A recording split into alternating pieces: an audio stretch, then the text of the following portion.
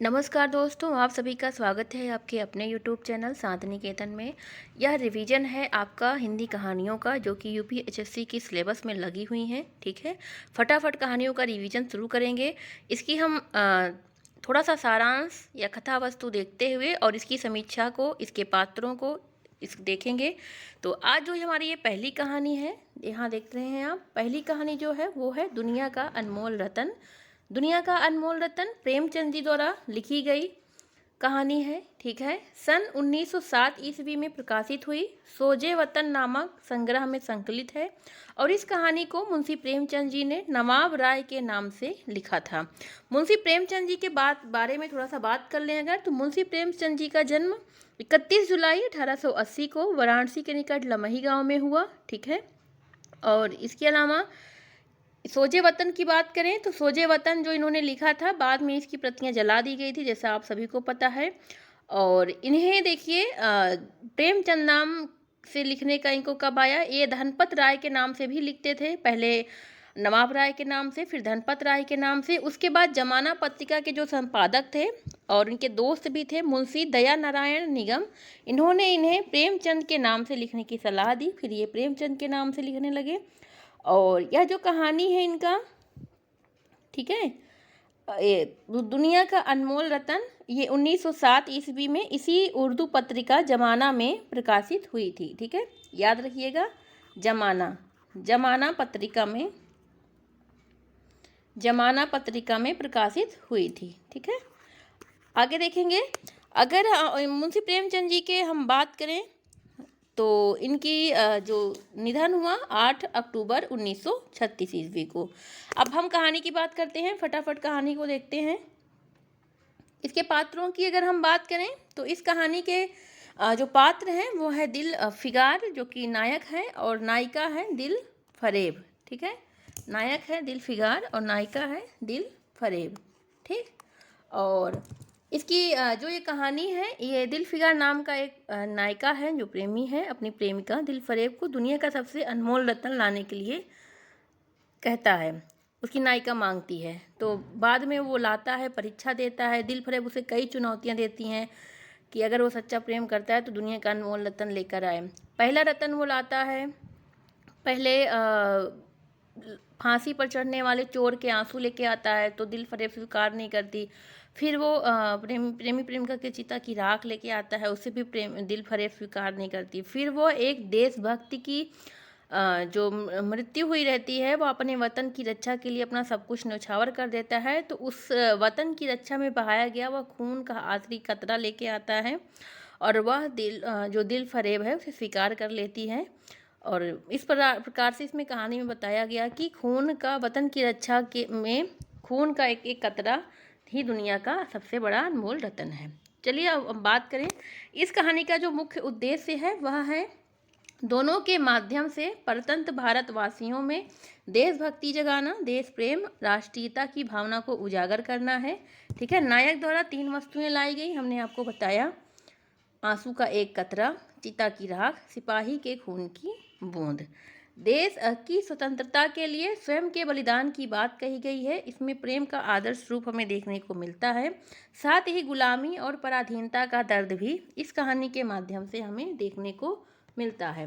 सांसारिक चीज़ों की अपेक्षा इस कहानी में के माध्यम से देशभक्ति के जज्बे को असाधारण, गौरवयुक्त और गरिमामयी स्वरूप देने का प्रयास किया गया है। ठीक है, अगर हम बात करें तो उर्दू भाषा में कहानी लिखी गई, अरबी फारसी शब्दों की अधिकता है, मुहावरों और लोकोक्तियों का प्रयोग किया गया है। ठीक है, और इस कहानी की बात अगर करें तो ये जो मीनसोवा शहर में रहने वाली नायिका है दिल फरेब, इन्हीं दोनों के माध्यम से, नायक दिल फिगार, इन दोनों के माध्यम से राष्ट्र प्रेम की भावना को उजागर किया गया। ठीक है, इसके अलावा अगर हम कहें तो इस कहानी का मुख्य उद्देश्य यही था कि परतंत्र जो भारतवासी थे, उस समय देश जो था, जब ये कहानी आई 1907 ईस्वी में, तो हमारा भारत जो है वो गुलाम था। तो उस गुलाम भारतवासियों में देशभक्ति जगाने के लिए इस कहानी को लिखा था, और इसीलिए इसकी प्रतियां सोजे वतन, जिसमें ये प्रकाशित हुई थी, सोजे वतन संग्रह को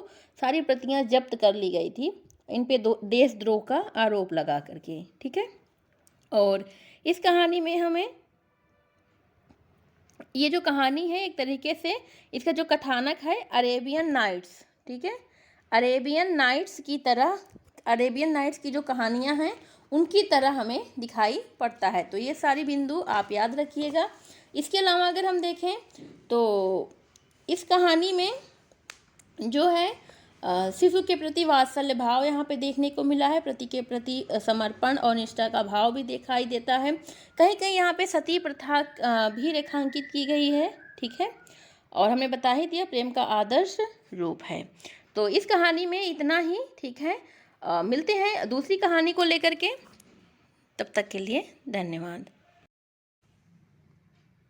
नमस्कार दोस्तों, आप सभी का स्वागत है आपके अपने YouTube चैनल शांति निकेतन में।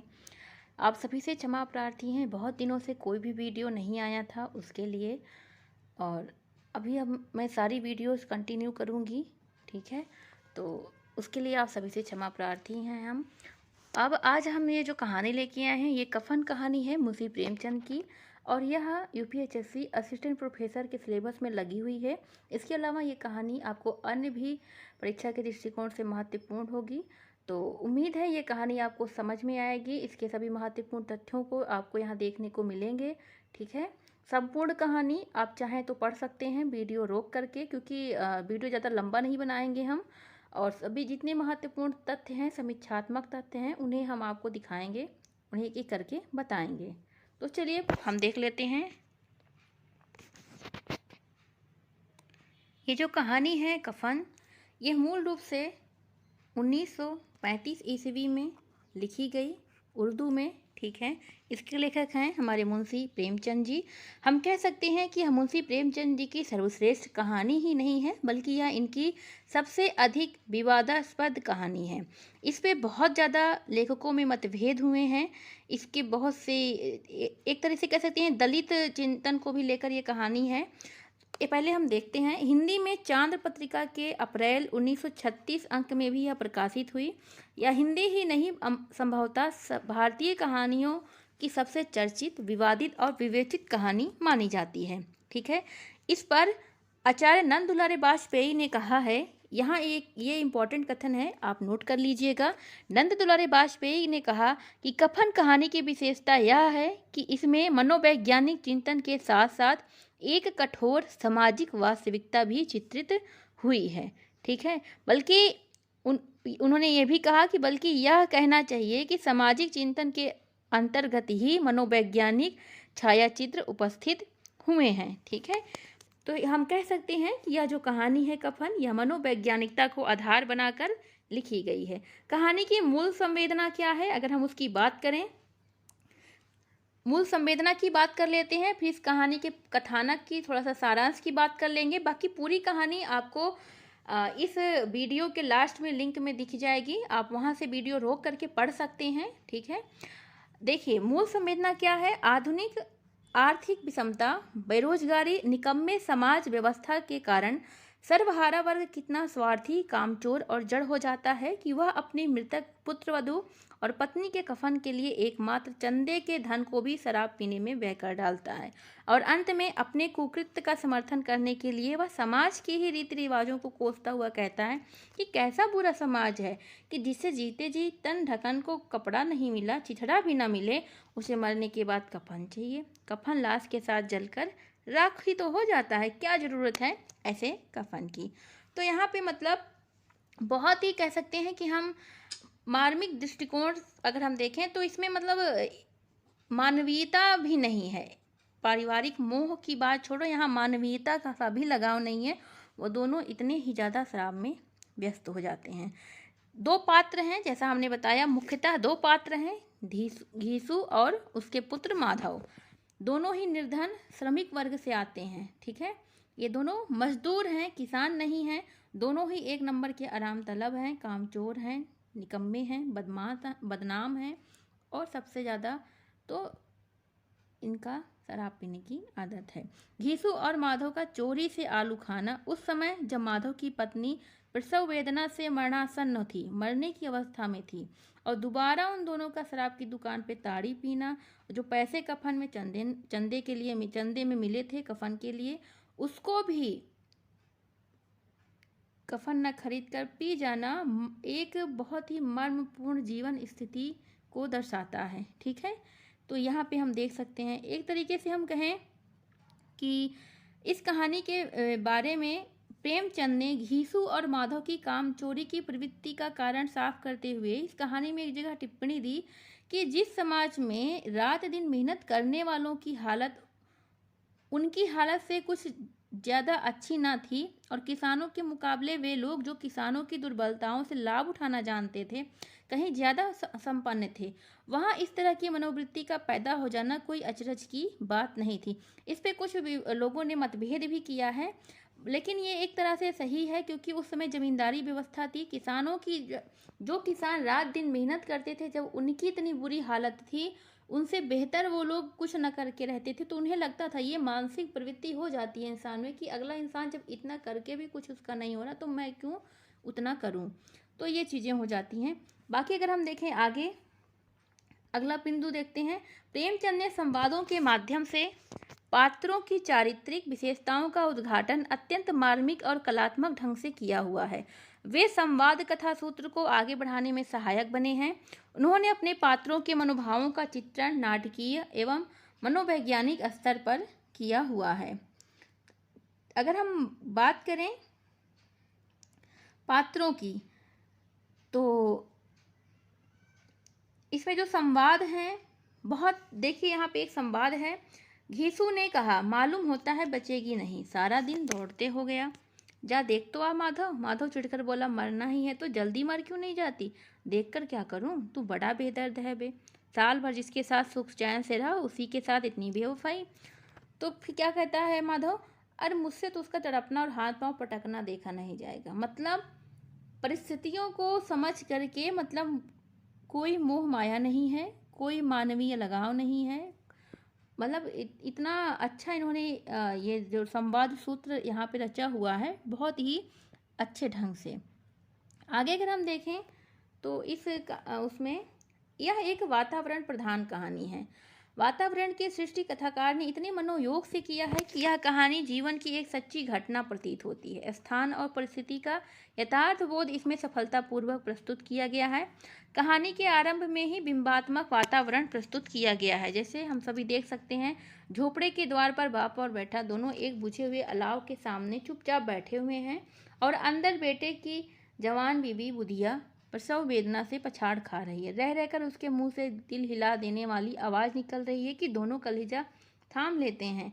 कितना बढ़िया वातावरण का चित्रण इन्होंने किया है। भाषा शैली भी इसकी सरल, सशक्त, सजीव है। प्रौढ़ता, परिपक्वता और सप्राणता पर्याप्त मात्रा में है। पात्रानुकूल भाषा शैली है। ठीक है, वातावरण के चित्रण में भाषा पूर्णता वर्णात्मक हो गई है। इस कहानी में भाषा की बिंबात्मकता सभी जगह हमें दिखाई देती है।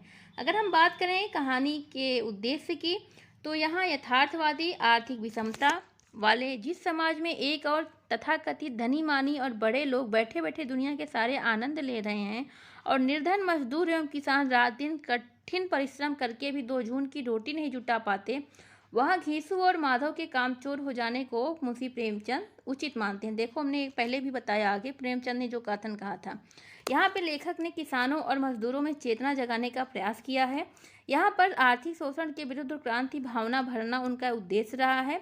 इसके साथ ही गरीब व्यक्ति को किस स्तर तक वेदना शून्य, संवेदन शून्य और जड़ बन सकती है, यह भी घीसू और माधव के माध्यम से मुंशी प्रेमचंद जी ने दिखाया है। किसी भी सभ्य समाज को आर्थिक स्थिति की ऐसी विषमता चिंतनशील प्राणी को सोचने पर अवश्य बाध्य करेगी। इसके साथ ही यहाँ पे देखिए, नामवर सिंह ने इस कहानी के संदर्भ में क्या कहा। नामवर सिंह कहते हैं कि कहानी पढ़ना शीशे में कूदने की तरह है। ठीक से नहीं पढ़े जाने पर शीशा भी टूटेगा और पढ़ने वाला भी घायल होगा।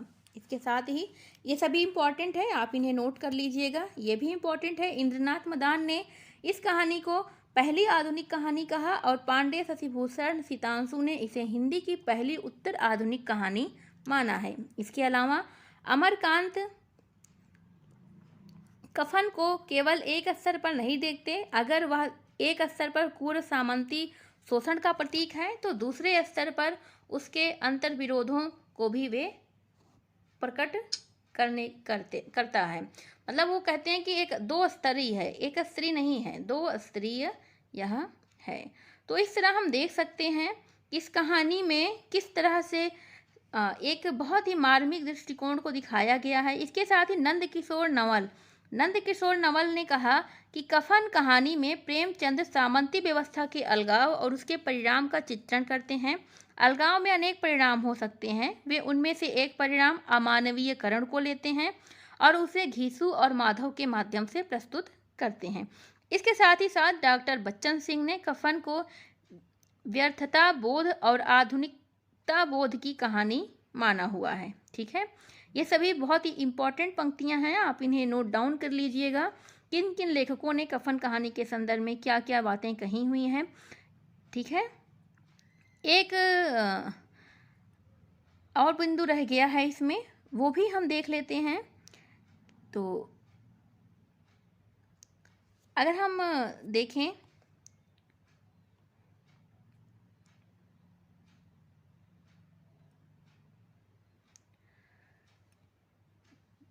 जो कफन कहानी है, यद्यपि अपनी बोधात्मक शिल्प में प्रस्तुत हुई है, लेकिन इसका जो उद्देश्य है वो मात्र जीवन की विरूपता का निर्देश करना ही नहीं है। वस्तुतः प्रेमचंद इस कहानी में अपने समाज के भयावह रूप को भावना के स्तर पर, कह सकते हैं क्रमशः सांस्कृतिक ब्लैकआउट के स्तर पर ले जाकर खोलना चाहते हैं। इस थीम पर न जाने विश्व की कितनी कहानियां लिखी गई हैं, किंतु निर्माण की दृष्टि से जो रूप कफन में खुलता है वह शायद हम कहीं अन्य जगह नहीं देख सकते। कफन कहानी का जो अर्थ है वो कथा के स्तर पर नहीं खुलता, वो भावना के स्तर पर खुलता है और उससे भी गहराई में संपूर्ण जो बुर्जुआ संस्कृति है, जो गरीब निर्धन लोग हैं, उनके स्तर पर खुलता है। इसके बावजूद प्रेमचंद ने मतलब इसका निर्णय बाकी लोगों पे छोड़ रखा है कि इस कहानी के संदर्भ में जैसे तमाम विवादित विचार हैं बहुत सारे लेखकों के, तो वो सोच सकते हैं। बुधिया को यहाँ पे बुधिया की ट्रेजेडी के रूप में दिखाया गया, उसके साथ कितना गलत होता है बुधिया के साथ, ये चीज़ को यहाँ पे दिखाया गया है। ठीक है, इसके अलावा हम कह सकते हैं कि प्रेमचंद ने कफन कहानी के द्वारा वस्तुनिष्ठ दृष्टि का परिचय दिया है और सामाजिक यथार्थ की सशक्त प्रस्तुति में सफलता पाई है। हिंदी कथा साहित्य में कफन कहानी जो है वो अपनी वस्तु और शिल्प की समृद्धि के कारण बहुत ही महत्वपूर्ण स्थान को पाई हुई है। ठीक है, तो यह जो कहानी थी कफन, इसकी हमने समीक्षा को देखा। आगे ये कहानी है, आप चाहें तो ये कहानी वीडियो को रोक करके पढ़ सकते हैं।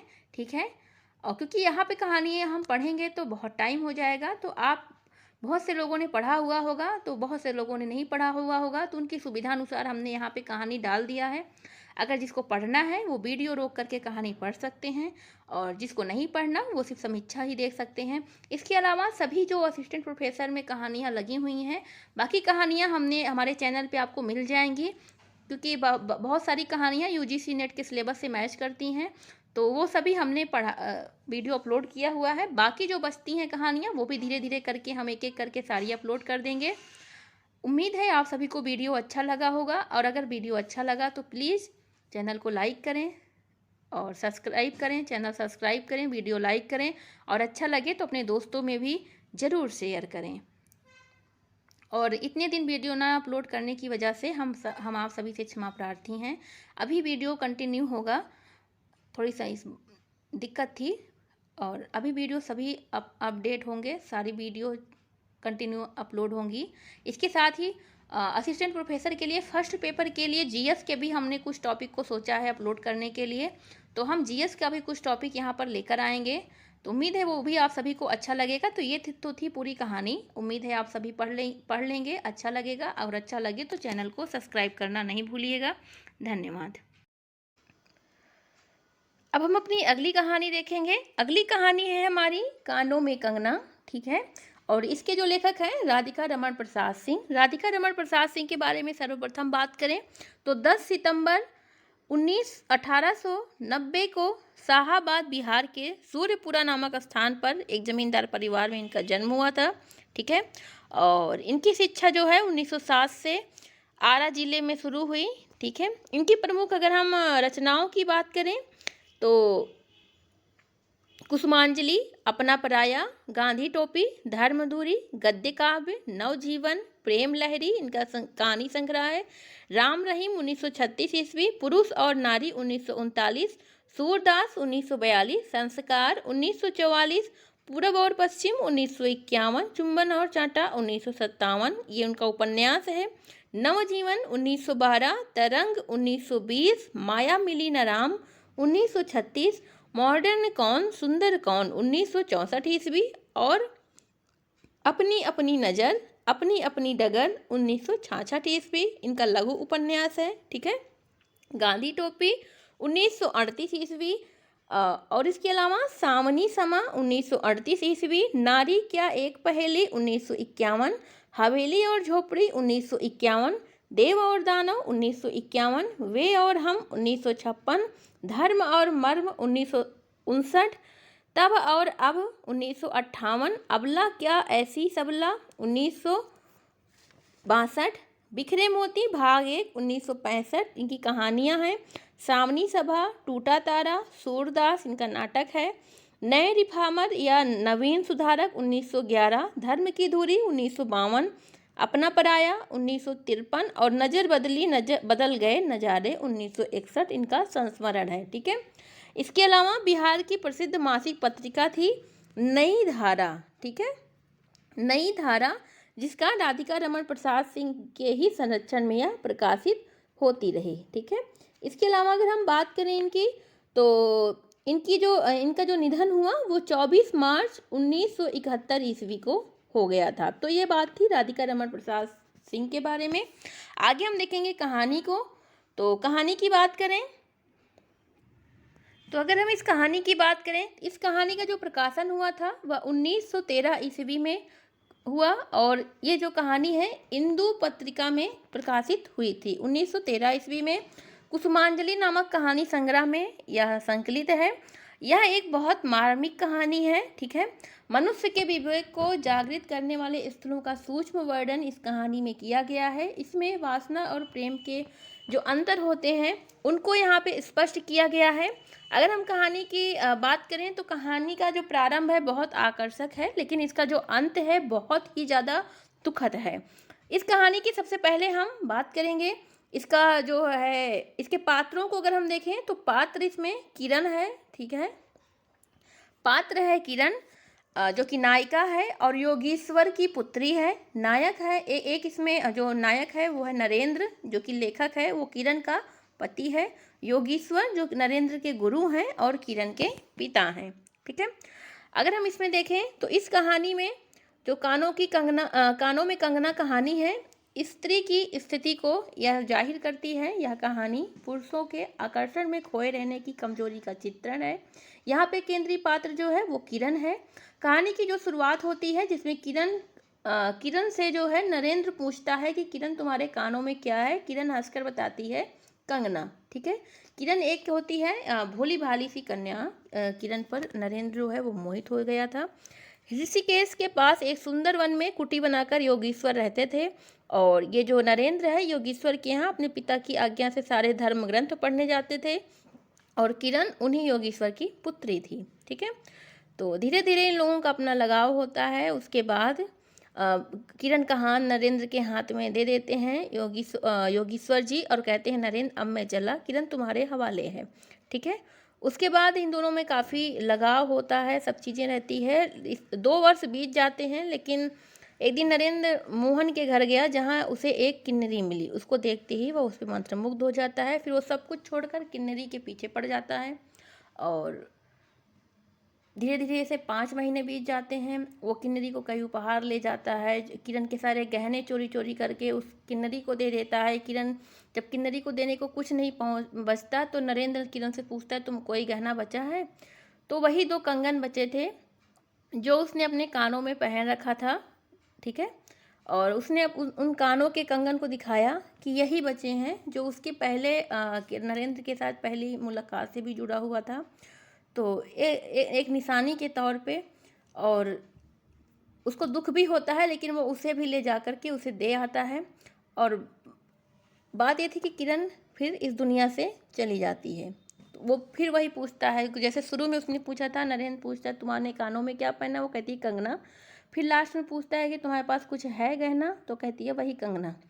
और बाद में किरण की डेथ हो जाती है, आप बहुत परेशान, बीमारी उससे तमाम लग जाती है और वो डेथ हो जाती है। तो बाद में नरेंद्र को आत्मग्लानि होती है, लेकिन पछताने के सिवा और कुछ नहीं बचता। तो ये तो थी कहानी, इसकी सारांश। अब हम देखेंगे इसके उद्देश्य को। उद्देश्य जो है, मानव के अंतर को छूकर उसके विवेक को जगाना है, ताकि वह लालसा और प्रेम के अंतर को समझ सके। प्रेम का त्रिकोणात्मक स्तर भी यहाँ पे देखने को मिलता है। प्रारंभ में जैसा हमने कहा आकर्षण से युक्त है, लेकिन अंत दुखद है। पति पत्नी के मध्य तीसरे की उपस्थिति जो है दाम्पत्य जीवन को विघटन की ओर ले जाती है, और यही यहाँ पे दिखाने का प्रयास किया गया है।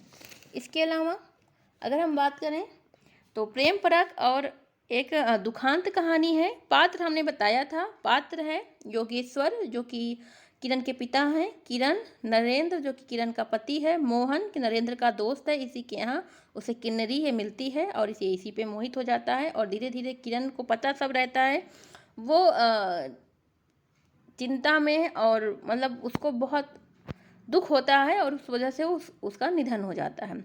इसमें मुरादाबाद शहर का वर्णन किया गया है, ठीक है।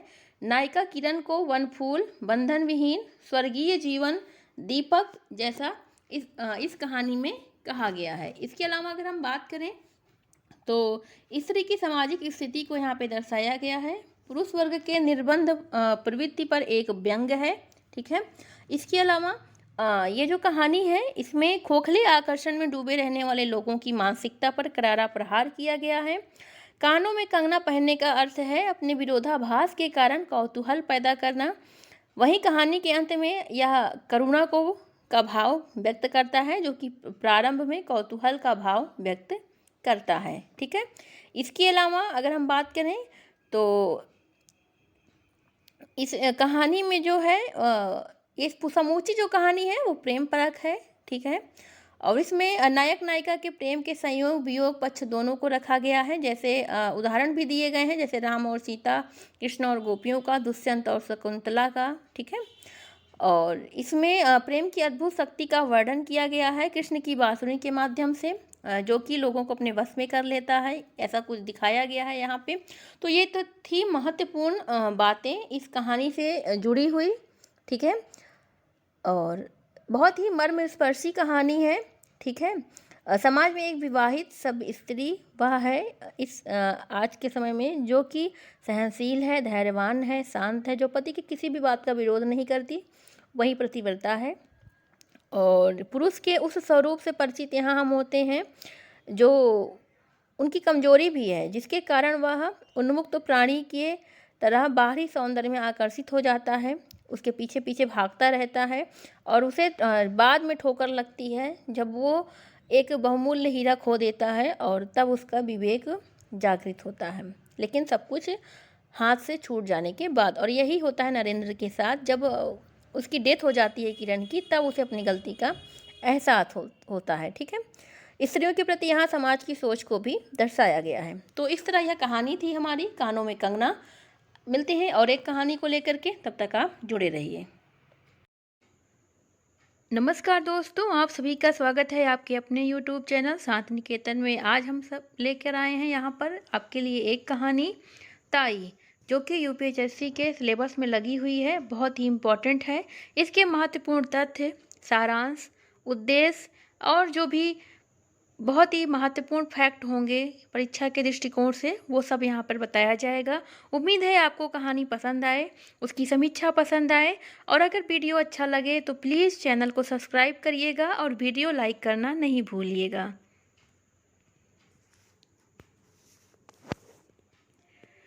तो यहाँ पर हम बात करेंगे ताई कहानी की। ताई कहानी के महत्वपूर्ण तथ्यों को, उसके महत्वपूर्ण बिंदुओं को यहाँ पर हम देखेंगे, ठीक है। तो उससे पहले हम विश्वंभर नाथ कौशिक के बारे में थोड़ा सा देख लेते हैं। बहुमुखी प्रतिभा संपन्न श्री विश्वंभर नाथ शर्मा कौशिक का जन्म 10 मई 1891 ईस्वी को हुआ था, ठीक है। अम्बाला जो कि हरियाणा में है। इन्हें कई सारी भाषाओं का ज्ञान था, हिंदी, उर्दू, अंग्रेजी, पंजाबी आदि। इसके साथ ही अगर हम बात करें इनकी जो मृत्यु है वह 1945 ईस्वी में 10 दिसंबर कानपुर में हुआ, उत्तर प्रदेश में। और अगर हम बात करें इनकी प्रथम कहानी संग्रह की, जो परीक्षा के दृष्टिकोण से महत्वपूर्ण है, इनका पहला कहानी संग्रह है रक्षाबंधन, जो कि 1913 ईस्वी में प्रकाशित हुआ था। ये इम्पॉर्टेंट है परीक्षा के दृष्टिकोण से, ठीक है। बात करें इनकी कहानियों के बारे में, तो इनकी सभी कहानियां जो हैं वो अपनी मूल संवेदना को पूर्ण मार्मिकता के साथ प्रकट करती हुई दिखती हैं। इनकी अगर रचनाओं के बारे में हम बात करें तो कल्लोल, पंध्या, पेरिस की नर्तकी, मणिमाला, चित्रशाला, साध की होली, रक्षाबंधन, अप्रैल फूल जो कि उनका कहानी संग्रह है, माँ भिखारिणी, संघर्ष जो कि इनका उपन्यास है, दुबे जी की चिट्ठियाँ, दुबे जी की डायरी जो कि इनका व्यंग्य संग्रह है। इनके उपन्यासों में माँ और भिखारिणी तथा व्यंग्य संग्रह जो है दुबे जी की चिट्ठियाँ और दुबे जी की डायरी, ये बहुत ही ज़्यादा लोकप्रिय हुए, ठीक है। इसके साथ ही साथ इन हिंदी मनोरंजन नाम की एक पत्रिका थी, इसका भी इन्होंने संपादन कार्य किया था। ये तो बात रही विश्वंभर नाथ शर्मा कौशिक के बारे में। अब हम बात करेंगे यहाँ पर ताई कहानी के बारे में। तो जो ताई कहानी है उसका जो शीर्षक है ताई, यह एक पात्र आधारित कहानी है, जो कि यहाँ पर एक पात्र है कौन, ताई। ताई का नाम क्या है, रामेश्वरी के इर्द गिर्द घूमती है। यह कहानी एक और ताई के स्वभाव पर प्रकाश डालती है, तो दूसरी ओर विविध घटनाओं के माध्यम से ताई के स्वभाव और जीवन को विविधताओं से युक्त प्रदर्शित करती है। कहानी में उल्लिखित परिस्थितियों से ताई पूर्ण रूप से प्रभावित होती हैं तथा अंत का भी ताई पर प्रभाव देखा जा सकता है। इस कहानी के अंतर्गत ताई पात्र के द्वारा ही लेखक ने पारिवारिक तनावों को एवं परिस्थितियों को जीवंत बनाया है। अतः इस कहानी का शीर्षक जो है वो ताई एकदम उपयुक्त और सटीक है। इसके साथ ही अगर हम बात करें ताई कहानी की विषय वस्तु जो है वो भारतीय मध्यवर्गीय परिवार की समस्याएं हैं। रामेश्वरी जो कि ताई हैं और बाबू साहब जो कि ताऊ हैं, हमारे समाज के मध्यवर्गीय संपन्न लोगों के प्रतिनिधि हैं। ताई कहानी में रामेश्वरी देवी की मनोवैज्ञानिक जटिलताओं, उनके हेतुओं का निर्वाह बड़ी ही खूबी से हुआ है। जैसे हम देख सकते हैं एक कहानी में एक उदाहरण है, जब दो बच्चे होते हैं, दोनों छत पर खेलते रहते हैं और चुन्नी खिलखिलाती हुई दौड़कर रामेश्वरी की गोद में गिरती है, तो रामेश्वरी उसमें सारा द्वेष भूल जाती। बात ये होती है कि रामेश्वरी को कोई संतान नहीं होती और जो बाबू साहब हैं वो अपने भतीजे के बेटे को लेकर आए होते हैं और उसे ही गोद ले लेते हैं। तो लेकिन ताई जो है वो उन्हें द्वेष होता है कि मेरा बच्चा नहीं है, उसे अपना बच्चा नहीं मानती रहती हैं। तो वहाँ पे ये चीज़ें दिखाई गई हैं। उन्होंने दोनों को उसी प्रकार गले हृदय से लगा लिया जिस प्रकार वह मनुष्य लगाता हो जो बच्चों के लिए तरस रहा है। इस समय यदि कोई अपरिचित मनुष्य उन्हें देखता तो उसे यही विश्वास होता कि रामेश्वरी ही उन दोनों बच्चों की माता है। इस स्थल पर हम देख सकते हैं कि नारी हृदय का कितना अच्छा विराट और भव्य स्वरूप कौशिक जी ने उपस्थित किया है। यहाँ नारी हृदय का संतान के लिए विकल होने का चित्र भी अत्यंत मार्मिक है। लेकिन देखिए वहीं पर यह भी दिखाया गया है कि सहसा किसी के आने की आहट पाकर बच्चों की माता वहां से उठकर चली गई। मतलब रामेश्वरी की नींद सी टूटी। पति को बच्चों में मग्न होते देख उसकी भवें तनी, बच्चों के प्रति फिर वही घृणा, वही द्वेष भाव जग गया। तो ये चीज़ें जैसे दिखाई गई हैं कि भाव परिवर्तन किस तरह से ताई के अंदर हो रहा था, ठीक है। एक बात हम बताएं आप सभी को, ये जो ताई कहानी है ये विश्वंभर नाथ शर्मा की, कौशिक की कह सकते हैं, खुद की एक कहानी है। जो बच्चे को गोद लिया जाता है वो विश्वंभर नाथ शर्मा कौशिक ही थे और जिस ताई का उल्लेख किया गया है वह विश्वंभर नाथ शर्मा कौशिक की ही ताई थी और उन्हीं का उल्लेख किया गया है। तो यहाँ पे अगर हम यहाँ पे जिस बच्चे के बारे में बात हो रही है वो विश्वंभर नाथ शर्मा कौशिक ही हैं, ठीक है। आगे हम देखेंगे इनके जो पौत्र थे, अभी लास्ट में नीलांबर शर्मा कौशिक उनका निधन हुआ है और हम देख सकते हैं कि ये जो ताई कहानी है एक भाव प्रधान कहानी है। इस कहानी के माध्यम से ताई के मन में उठते विविध विचारों को दर्शाया गया है।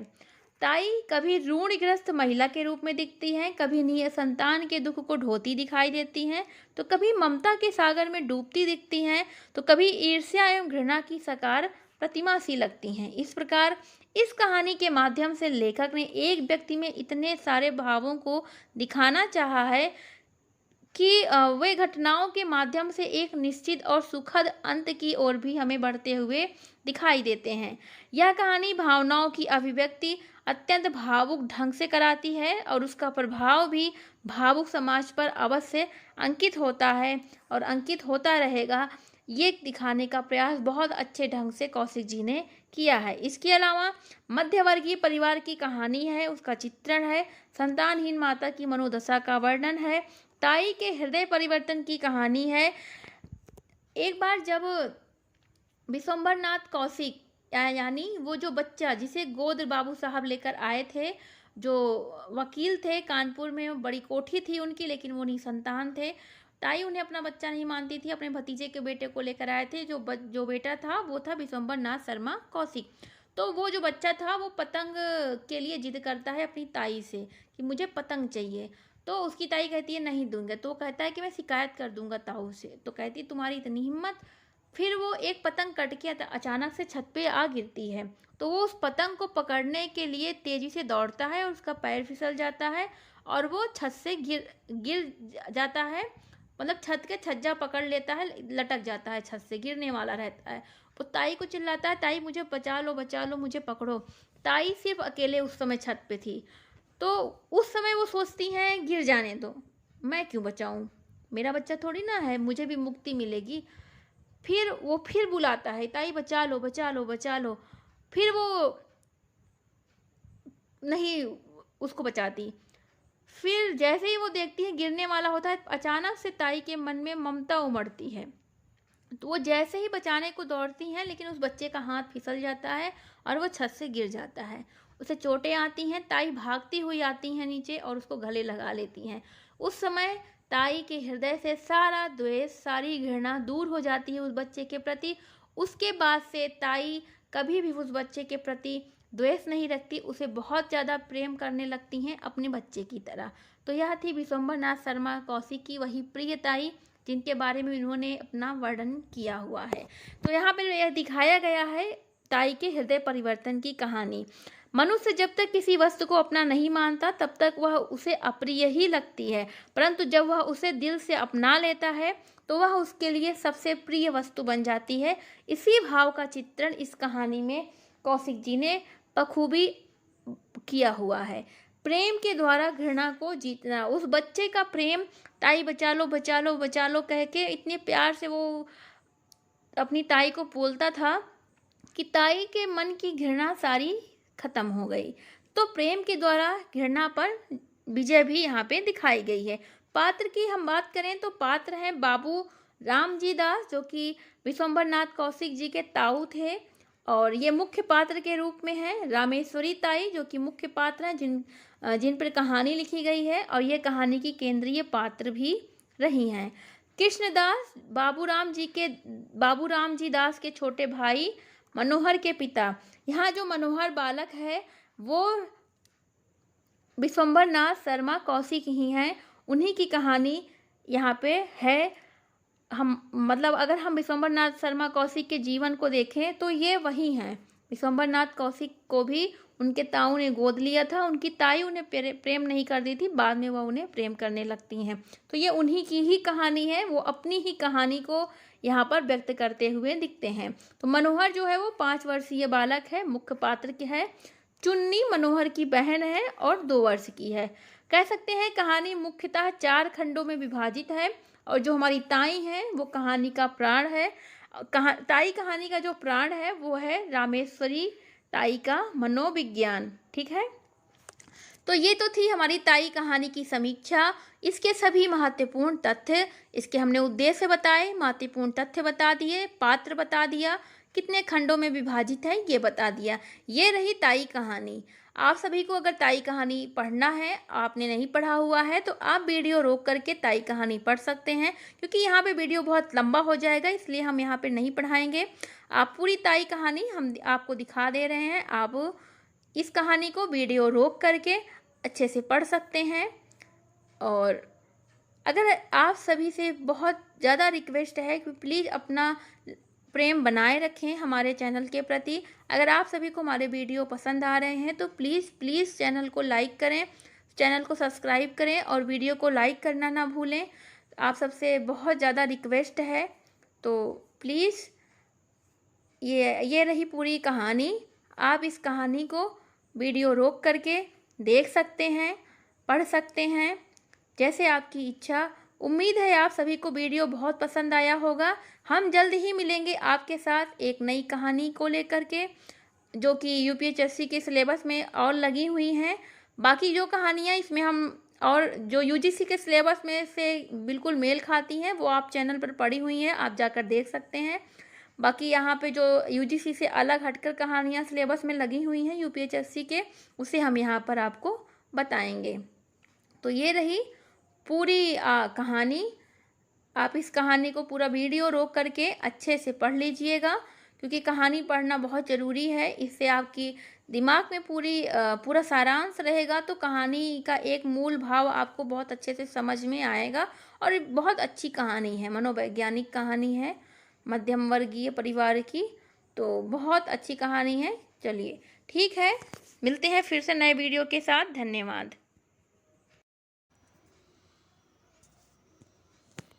अगली कहानी है हमारी उसने कहा था। ठीक है, यह किसके द्वारा लिखी गई है? चंद्रधर शर्मा गुलेरी के द्वारा। चंद्रधर शर्मा गुलेरी का जन्म 1883 ईस्वी को जयपुर राजस्थान के में एक संपन्न परिवार में हुआ था और इनकी मृत्यु 1922 ईस्वी में हुई। ठीक है, इनकी टोटल 3 कहानियाँ इन्होंने लिखी, सिर्फ 3 कहानियाँ, सुखमय जीवन, बुद्धू का कांटा और उसने कहा था। ठीक है, और उसने कहा था इनकी एक अमर कहानी बन गई। ठीक है, इसके अलावा इन्होंने समालोचना नामक पत्र का संपादन भी किया था जयपुर से। चलिए आगे बढ़ेंगे, हम अपनी कहानी को देखेंगे। उसने कहा था कहानी 1915 ईस्वी में सरस्वती पत्रिका में प्रकाशित हुई थी और प्रथम विश्व युद्ध की पृष्ठभूमि पर लिखी गई यह एक मार्मिक कहानी है। ठीक है, और यह इसका जो कथानक है, कथा वस्तु है, प्रेम, त्याग और कर्तव्य निष्ठा को केंद्र में रखकर बुना गया है।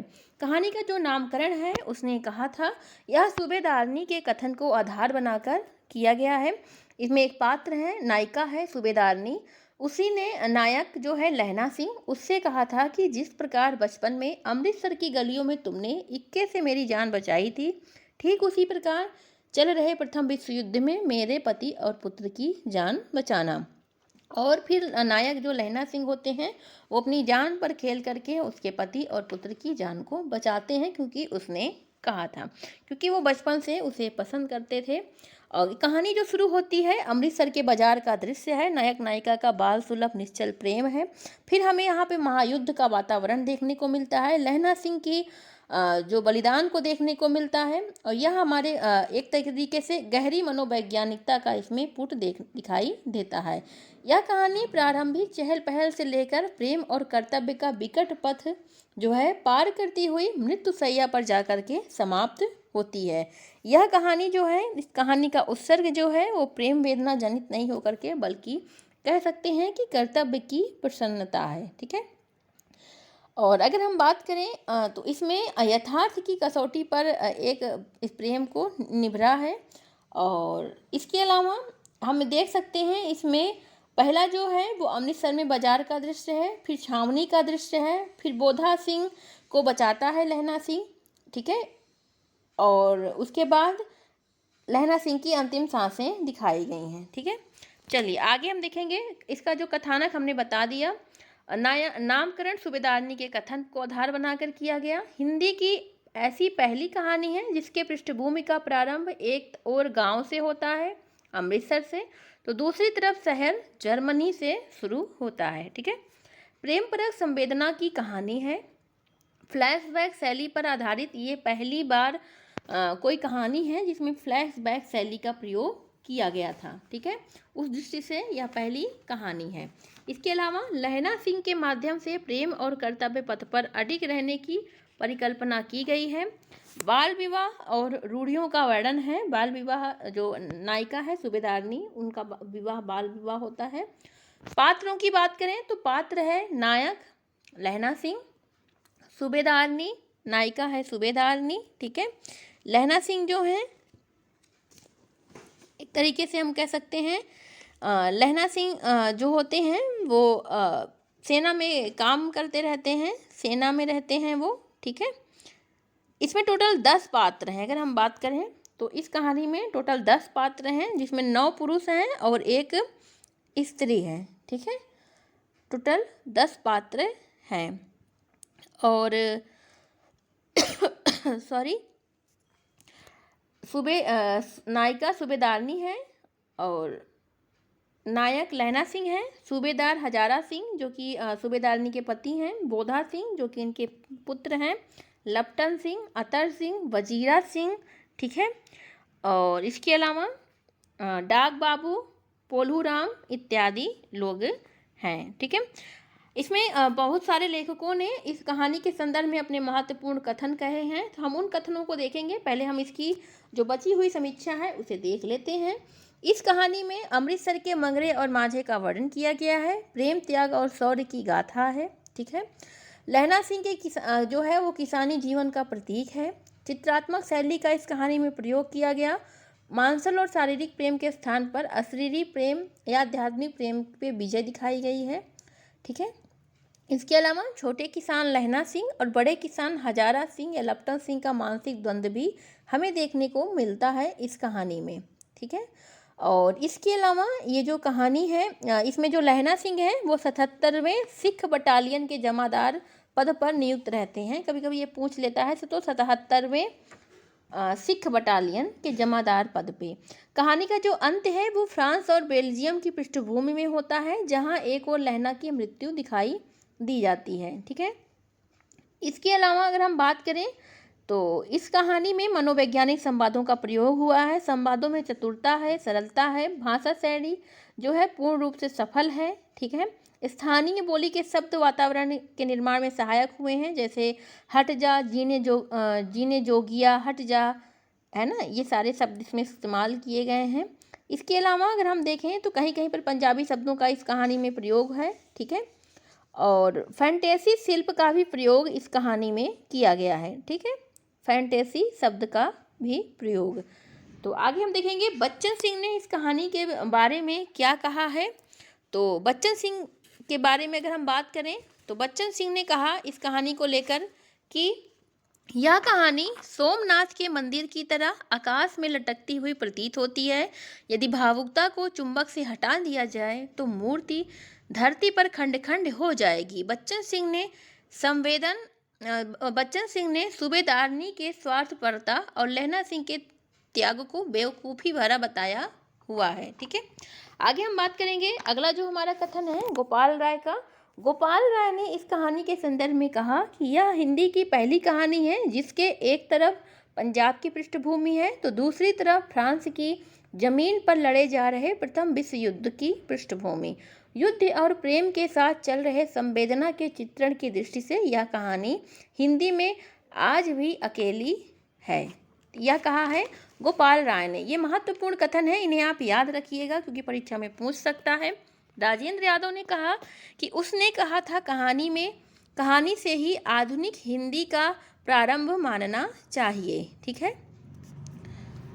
इसके अलावा नंद दुलारे बाजपेयी इस कहानी के संदर्भ में कहते हैं कि यूँ उसने कहा था में घटनाएं भी हैं, संयोग भी है और रोमांटिक दृष्टि भी हैं, लेकिन उन सबका संगठन इस वैशिष्ट्य के साथ हुआ है और प्रेम, कर्तव्य और आत्म बलिदान का पारस्परिक संघर्ष का इतना असाधारण और संवेदनात्मक रूप में हुआ है कि कहानी नई हो जाती है, ठीक है।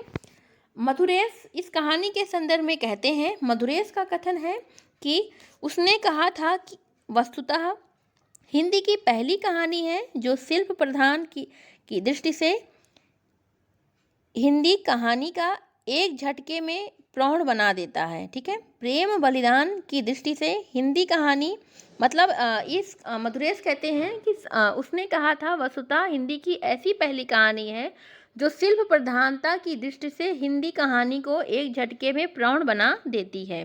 प्रेम, बलिदान और कर्तव्य की भावना से अनेक कहानियाँ लिखी गई हैं, किंतु यह कहानी अपनी मार्मिकता और सघन गठन के कारण आज भी अद्वितीय बनी हुई है।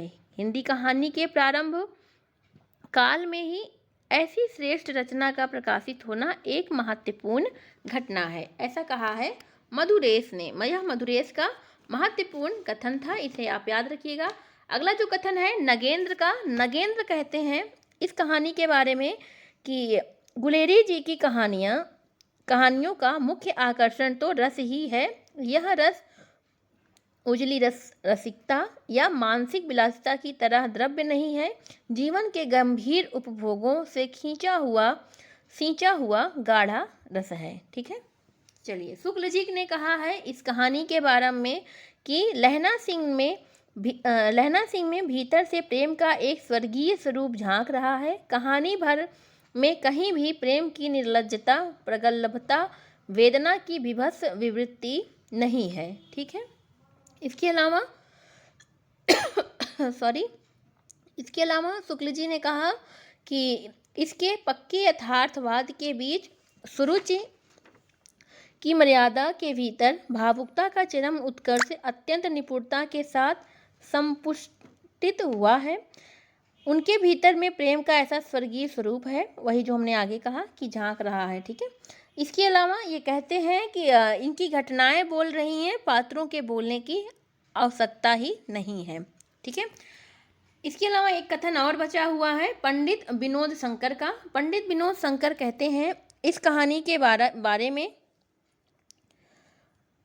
कि उनका कथन है,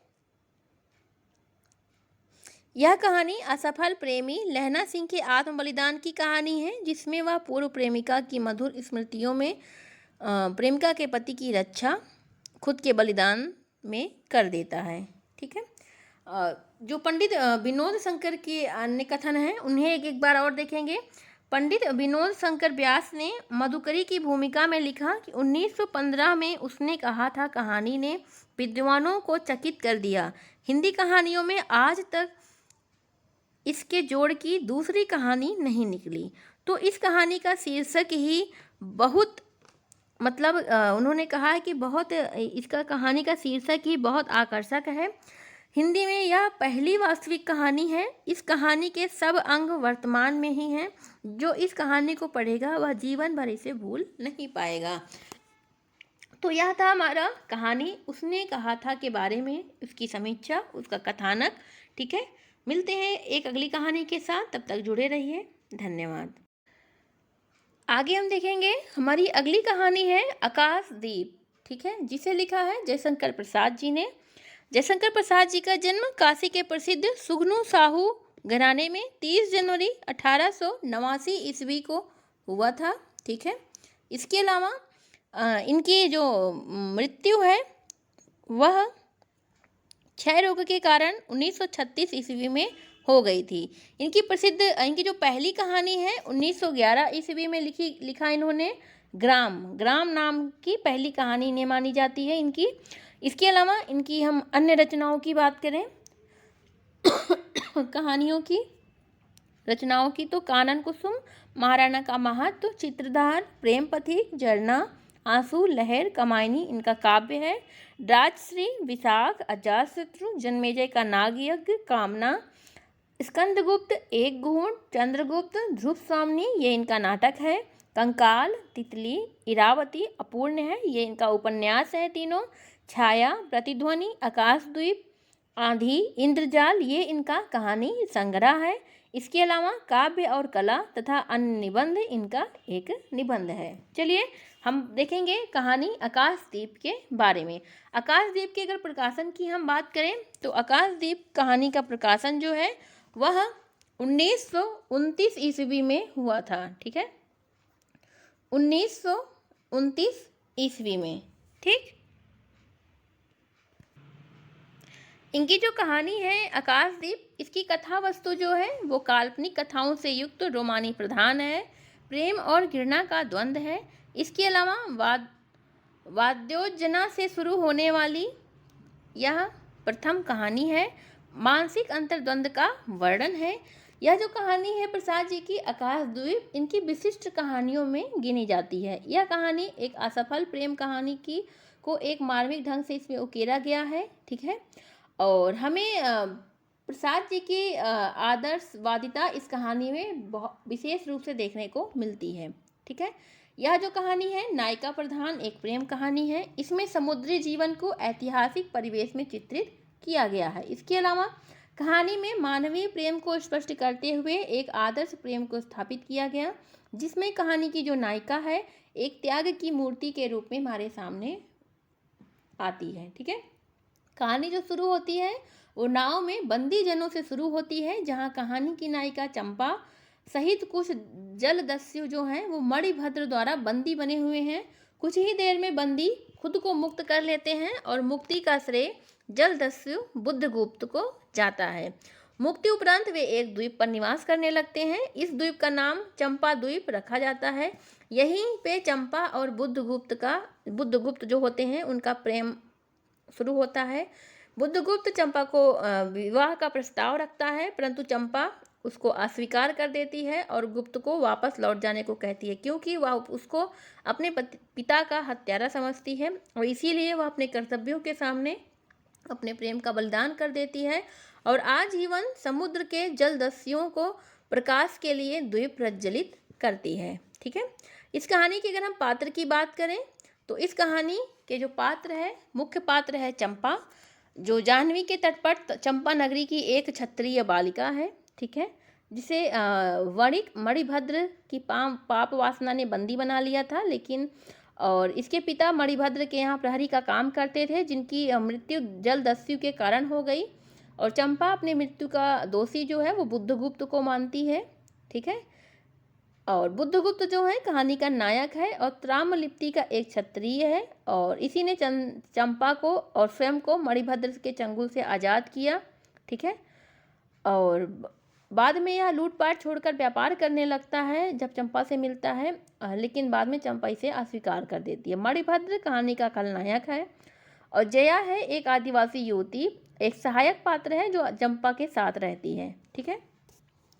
इसके अगर हम महत्वपूर्ण तथ्यों की बात करें तो इस कहानी में प्रेम के सामने कर्तव्य का बलिदान है, आदर्शपूर्ण प्रेम का उद्घाटन है, हृदय परिवर्तन का भी चित्रण किया गया है, सेवा भाव प्रेम त्याग साहस से परिपूर्ण कहानी है, एक निडर साहसी अपने कर्तव्यों में अडिग लड़की की कहानी है, असफल प्रेम है, इसमें मानव प्रेम देश प्रेम के आदर्शों का चित्रण किया गया है। इसके अलावा मानवीय भावनाओं का अद्भुत चरित्र चित्रण है, समुद्री लुटेरों का वर्णन है, द्वीपों और महाद्वीपों की खोज की गई है, जैसे चंपा द्वीप इन्होंने एक रखा था, मेरे नाविक धीरे धीरे कविता से यह कहानी प्रभावित है। भाव प्रधान कहानी है, पात्र हमने आपको बता ही दिया, नायक बुद्धगुप्त, नायिका चंपा और खलनायक है मणिभद्र, ठीक है। चलिए आगे देखेंगे अगर इस कहानी के कुछ अन्य जो ये कहानी है संवाद योजना से शुरू होने वाली पहली कहानी है। संवाद योजना से संवादों में नाटकीय योजना और अभिनय की प्रधानता है, प्राकृतिक वातावरण हमें देखने को मिलता है और यह प्रसाद जी की सर्वश्रेष्ठ कहानी के रूप में स्वीकृत की गई, जिसे कालजयी कहानी भी कहते हैं, ठीक है। इसके अलावा जावा सुमात्रा बोर्निया इत्यादि यथार्थपरक महाद्वीप और जबकि चंपा नामक काल्पनिक महाद्वीप का वर्णन है इस कहानी में, ठीक है। इसके अलावा अगर हम बात करें तो भारतीय संस्कृति और प्रवेश के आदर्श रूप को यहाँ पे चित्रित किया गया, वैराग्य का वर्णन है। इसके अलावा निस्वार्थ भाव से देश सेवा रानी के माध्यम से दिखाया गया है, चंपा के माध्यम से। इसके अलावा अगर हम बात करें तो यह जो कहानी है सामाजिक सच्चाई की ओर मार्मिक और सटीक ढंग से संकेतित होती दिखाई देती है। प्रेमी के निराश एवं हताश मन का वर्णन है, मर्मस्पर्शी प्रेमाख्यानक वर्णन है इसमें।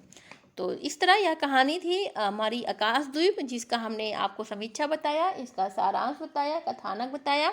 मिलते हैं अगली कहानी के साथ, तब तक के लिए धन्यवाद, जुड़े रहिए। नमस्कार दोस्तों, मिलते हैं अब अगली कहानी जो है हमारी उसके साथ हाजिर हुए हैं हम। हमारी अगली कहानी है पत्नी, जो कि जैनेन्द्र के द्वारा लिखी गई है, पत्नी कहानी। और जैनेंद्र की अगर हम बात करें तो जैनेंद्र का जन्म जो है वह 2 जनवरी 1905 ईस्वी को हुआ था। और इनका पहला नाम जो शुरू में इनका नाम था वह था आनंदी लाल, ठीक है, और बाद में इनका नाम हो गया जैनेंद्र कुमार, ठीक।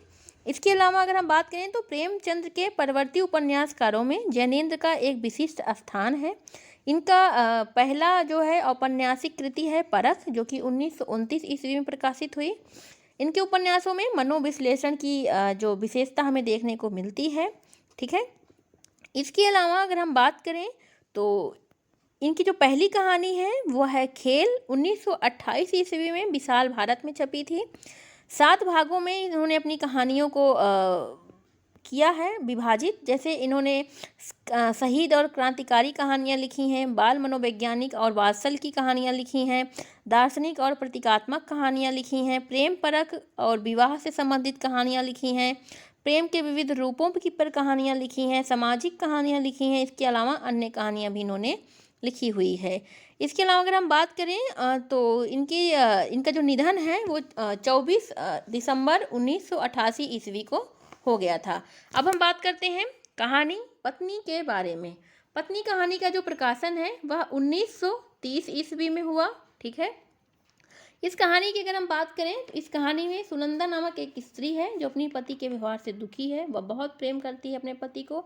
एक पतिव्रता स्त्री को दिखाया गया है इसमें, जिसका जो पति है वो सत्याग्रही है, उसके बावजूद उसे समझता नहीं है। उसकी भावनाओं को दरअसल दरनिकार कर देता है। वो सब कुछ समझना चाहती है, पढ़ना चाहती है, लेकिन उसकी इस इच्छा को वो नज़रअंदाज कर देता है इसका जो पति है। और इसमें कहानी में स्त्री की स्थिति, उसके समाज में अधिकारों की कमी पर प्रकाश डाला गया है, ठीक है। और इसके साथ ही अगर हम बात करें तो यह जो कहानी है पत्नी कहानी, इसमें जो इसका पति है कालिंदी चरण जो है वह एक भारतीय स्वतंत्रता आंदोलन में सक्रिय आंदोलनकारी है। और मतलब वो सोचता है कि मैं ध्यान रखूं, पर वो रख नहीं पाता और बहुत ज़्यादा बिजी रहता है। बहुत देर से आता है, अपने कुछ मित्रों को भी लेकर आके आता है, पहले से खबर नहीं करता। और वह उस परेशान रहती है कि उसने अभी तक खाना नहीं खाया। फिर वो अपना सारा खाना ले जा कर के उसके दोस्तों को, अपने पति को परोस आती है। अपने खाने के लिए कुछ नहीं रखती और अंगीठी भी बुझ गई है, फिर खाना भी नहीं बना सकती। मतलब उसे ये लगता है कि एक बार भी वो नहीं खाई, अच्छी बात है, उसको लगता है कि कम से कम मेरे पति ने खाया, लेकिन उसको ये लगता है कि कम से कम एक बार उसने पूछा भी नहीं कि मैंने एक तो इतनी देर से आया, ऊपर से उसने पूछा भी नहीं, बाद में बताया भी नहीं कि बहुत सारे लोग आ रहे हैं, खाना बनाना है। और उसने बाद में पूछा भी नहीं एक बार कि मैंने खाया या नहीं खाया, मैं कैसी हूँ, मेरी मतलब मुझे क्या दिक्कत है, क्या परेशानी है, कभी कुछ पूछा ही नहीं। तो इस वजह से उसको अंदर ही अंदर, एक तो उसका एक बच्चा रहता है जिसकी डेथ हो जाती है, तो वो और भी मतलब अपने बच्चे की याद आती है बार बार। तो उसको उसको मतलब और भी परेशान हो जाती है। उसे अकेलापन बार बार अपने अतीत की ओर लेकर के जाता है, तो वो बहुत व्यथित हो जाती है, उसका मन झुंझला जाता है। तो पर लेकिन वो फिर भी जो है उसका विरोध नहीं करती, खुद को अपने पति की सेविका मानती है। वो सोचती है, उसका मन झुंझलाता है, उसे इस बात की तकलीफ़ नहीं है कि उसने देर से आया या देर से खा पाती है खाना, बस उसे इसलिए तकलीफ़ है कि कालिंदी चरण अपना ध्यान क्यों नहीं रखता, समय पर उसे खाना खाना चाहिए। ये सारी चीज़ें इसमें दिखाई गई हैं। तो यह एक जो हम समझ सकते हैं आज के समाज में अधिकतर देखने को हमें मिल सकता है। तो बात करें तो स्वतंत्रता पूर्व भारत की कहानी है यह, ठीक है। मध्यम वर्गीय परिवार की कहानी है। इसके अलावा सुनंदा, जो इसका जो मुख्य पात्र है सुनंदा, ठीक है, सुनंदा और कालीचरण, सुनंदा है, कालीचरण है। इसके अलावा इस कहानी में जो है उपेक्षित स्त्री की बेबसी, चुप्पी, परिस्थितियों से उसका समझौता, पत्नी के कर्तव्य बोध को दिखाया गया है। इस कहानी में संबंधों में संवादहीनता हमें दिखाई देती है। पुरुष होने के दंभ और अहम को इस कहानी में दिखाया गया है। इसके अलावा इस कहानी में एक आदर्श पत्नी, आदर्श सहचरी और जीवन साथी का कर्तव्य निभाती हुई सुनंदा के चरित्र का वर्णन किया गया है। इसके अलावा इस कहानी में लेखक ने दबे पांव स्त्री के मन में गहरी पैठ बनाते हुए उसकी दमित आकांक्षाओं और छत सपनों को सतह पर लाते हैं। यांत्रिक भाव से जीती हुई सुनंदा मन में उठती टीस और हुलसते अरमान सबका गला घोटने को मजबूर है। कभी यूं भी अपनी प्रतिक्रिया व्यक्त करती है कि पति का जी दुखाने के लिए उसकी उपस्थिति का नोटिस न लेकर कठोरता पूर्वक शून्य की ओर देखती रहती है। तो पति कालिंदी चरण में, मतलब उसमें जो कालिंदी चरण है उसमें अहम का भाव दिखाया गया है। और उसकी वह मूक है, वो बोलता ही नहीं है कुछ। तो उसको ये लगता है कि कभी वो मुझसे बोले, उसको लगता है कि वो समझेगी नहीं। उसकी जो आंदोलन कर रहा है, आंदोलन में मतलब भाग ले रहा है, उसमें वो समझेगी नहीं। तो उसको ये लगता है कि नहीं, अगर वो नहीं समझेगी तो वो उसे एक बार समझाए। वो क्यों नहीं समझेगी, वह उसे समझाने की अगर कोशिश करे तो वह ज़रूर समझेगी। तो उसे लगता है कि वो उससे बात करे, उसकी भावनाओं को समझे। तो यही सारी चीज़ें इस कहानी में हमें दिखाई देती है। इसके अलावा अगर हम बात करें, कुछ अगर अन्य बिंदु बचे हुए हैं तो वो भी हम आपको बता देते हैं। वो थोड़ी कम पढ़ी लिखी है, उसको ये पता नहीं है लेकिन कि आज़ादी क्या है, स्वाधीनता क्या है, वो समझ नहीं पाती। लेकिन जब उसके पति अपने मित्रों से चर्चा करते हैं, सुनते, तो वो सुनती है। तो वो कहती है कि वो उसके पति उसे समय दें, उसे जो चीज़ें नहीं समझ में आती उसे समझाएं, उसके साथ सम्मिलित हों, उसके सुख दुख को अपने सुख दुख को बांटें। वो यही चाहती है। और जबकि कालिंदी चरण के पास इतना समय नहीं है कि अपनी इन बातों में अपनी पत्नी को सम्मिलित करे। और यही सब चीज़ें सुनंदा को भीतर ही भीतर कचोटती रहती है। ठीक है, तो ये छोटी छोटी चीज़ें जो है वो दिखाया गया है इस कहानी के माध्यम से। इसके अलावा अगर कुछ और बिंदु अगर बचता है तो वह भी हम सोच रहे हैं आपको क्लियर करा दें, नहीं तो फिर आगे बढ़ते हैं अगली कहानी की तरफ। ठीक है, तो यह था संपूर्ण कहानी जो हमने आपको बता दिया। ठीक है, ये पूरी कहानी है।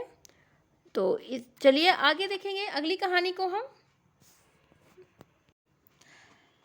तो अगली हमारी जो कहानी है वह है लाल पान की बेगम, और यह फणीश्वर नाथ रेणु की कहानी है। फणीश्वर नाथ रेणु की 2 कहानियाँ लगी हैं सिलेबस में, लाल पान की बेगम और रसप्रिया को इसके उपरांत हम देखेंगे। और इसके पहले अगर हम फणीश्वर नाथ रेणु की बात करें तो फणीश्वर नाथ रेणु जो हैं उनका जन्म 4 मार्च 1921 ईस्वी को औराही हिगना नामक गांव में पूर्णिया बिहार में हुआ था। ठीक है, इसके अलावा इनका जो निधन है वो 11 अप्रैल 1977 ईस्वी को हुआ। इनकी कुछ रचनाओं की अगर हम बात करें, इनके उपन्यास हैं मैला आंचल, परती परिकथा, दीर्घ तपा, कितने चौराहे। तो इसके अलावा ठुमरी, अग्निखोर, आदिम रात्रि की महाग, एक श्रावणी दोपहरी में, अच्छे आदमी, संपूर्ण कहानियाँ, प्रतिनिधि कहानियाँ, ये सारी इनकी कहानी संग्रह है। ऋण जल धन जल, वन तुलसी की गंध, समय की शिला पर, श्रुत अश्रुत पूर्व इनका संस्मरण है।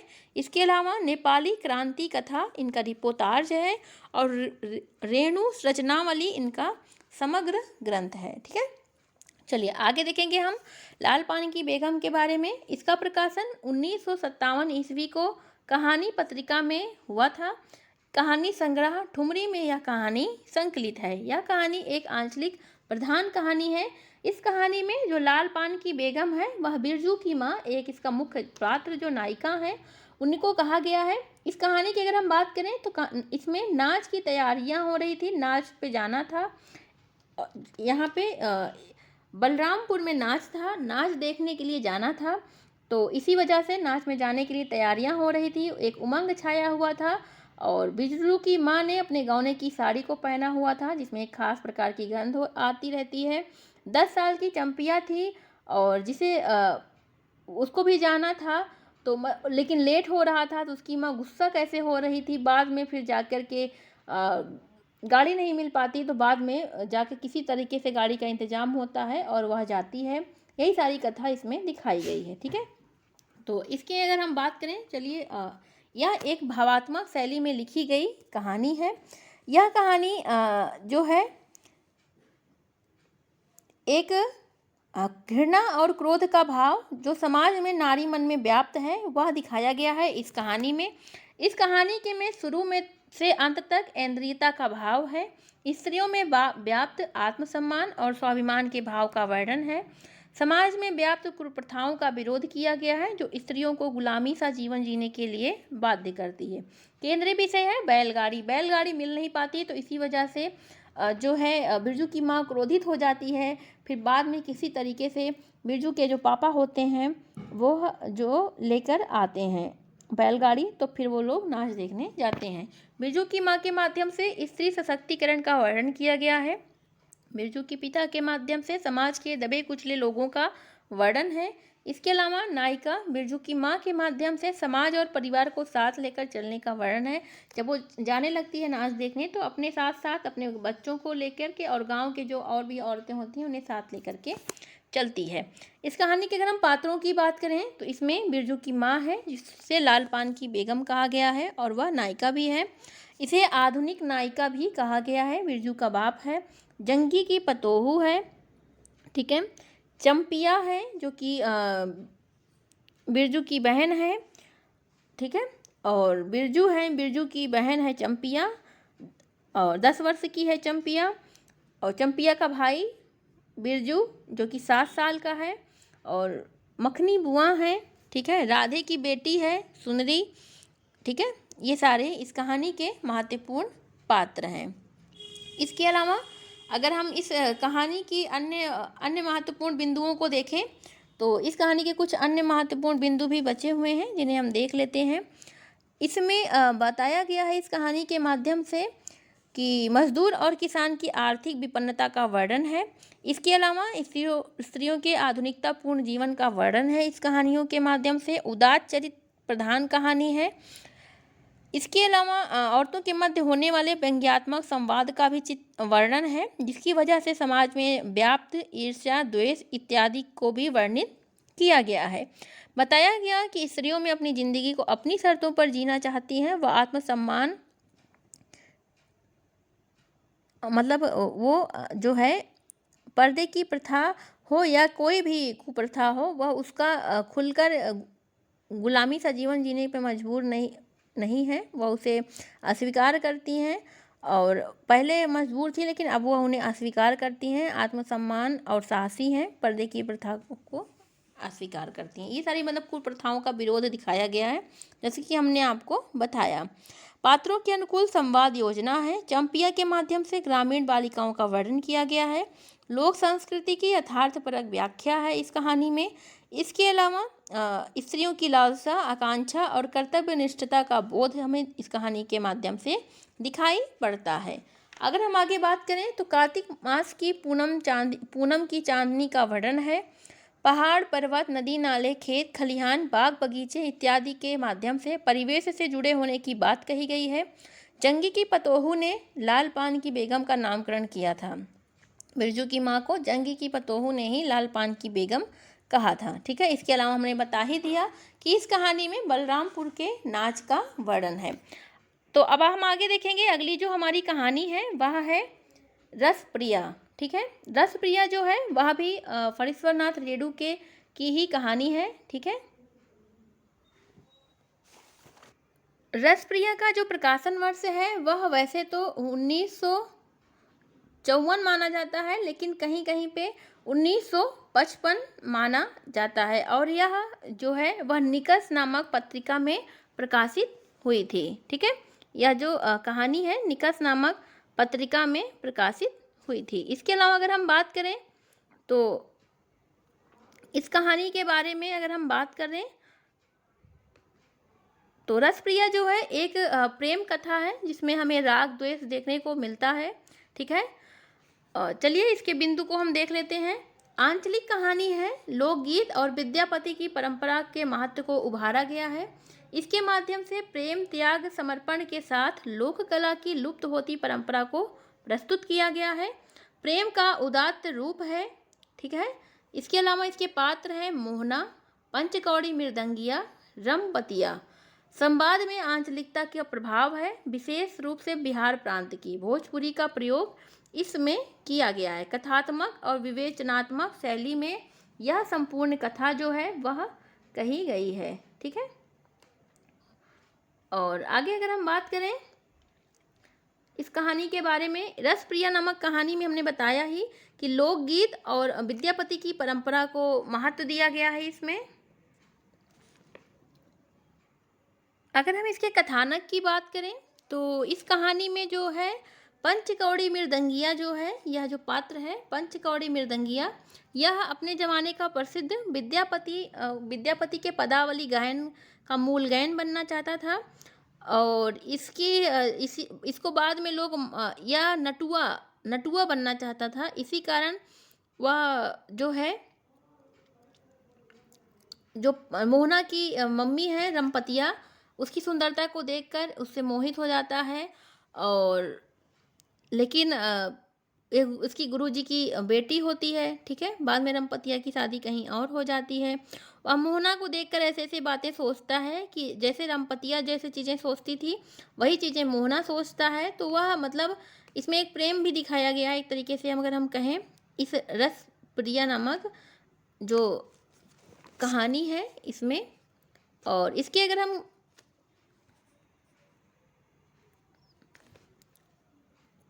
एक तरीके से हम कह सकते हैं कि रसप्रिया एक ऐसी प्रेम कहानी है जो ग्रामीण परिवेश में गरीबी, अंधविश्वास और सामाजिक रूढ़ियों के बीच पनपती है।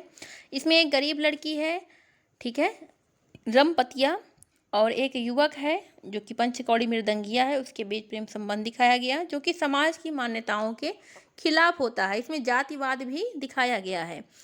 और एक छोटे से बिहार के गांव की घटना है जो कि यहाँ के लोग गरीबी और अंधविश्वास में जकड़े हैं, ठीक है। और दोनों में प्रेम पनपता है, लेकिन समाज की रूढ़ियाँ और गरीबी उनके प्रेम में जो है वो बाधा बन जाती है। अंधविश्वास का चित्रण है, हमने आपको बताया ही है। और इसके अलावा अगर हम बात करें तो इसमें कहानी में जो है, जो पंचकौड़ी है वो अपने गुरु से सीख करके मूलगायन बनना चाहता था, और वह बाद में अपने गुरु से अलग भी हो जाता है, ठीक है। गुरु से अलग हो करके यही सारी चीज़ें मतलब इसमें दिखाई गई हैं एक तरीके से।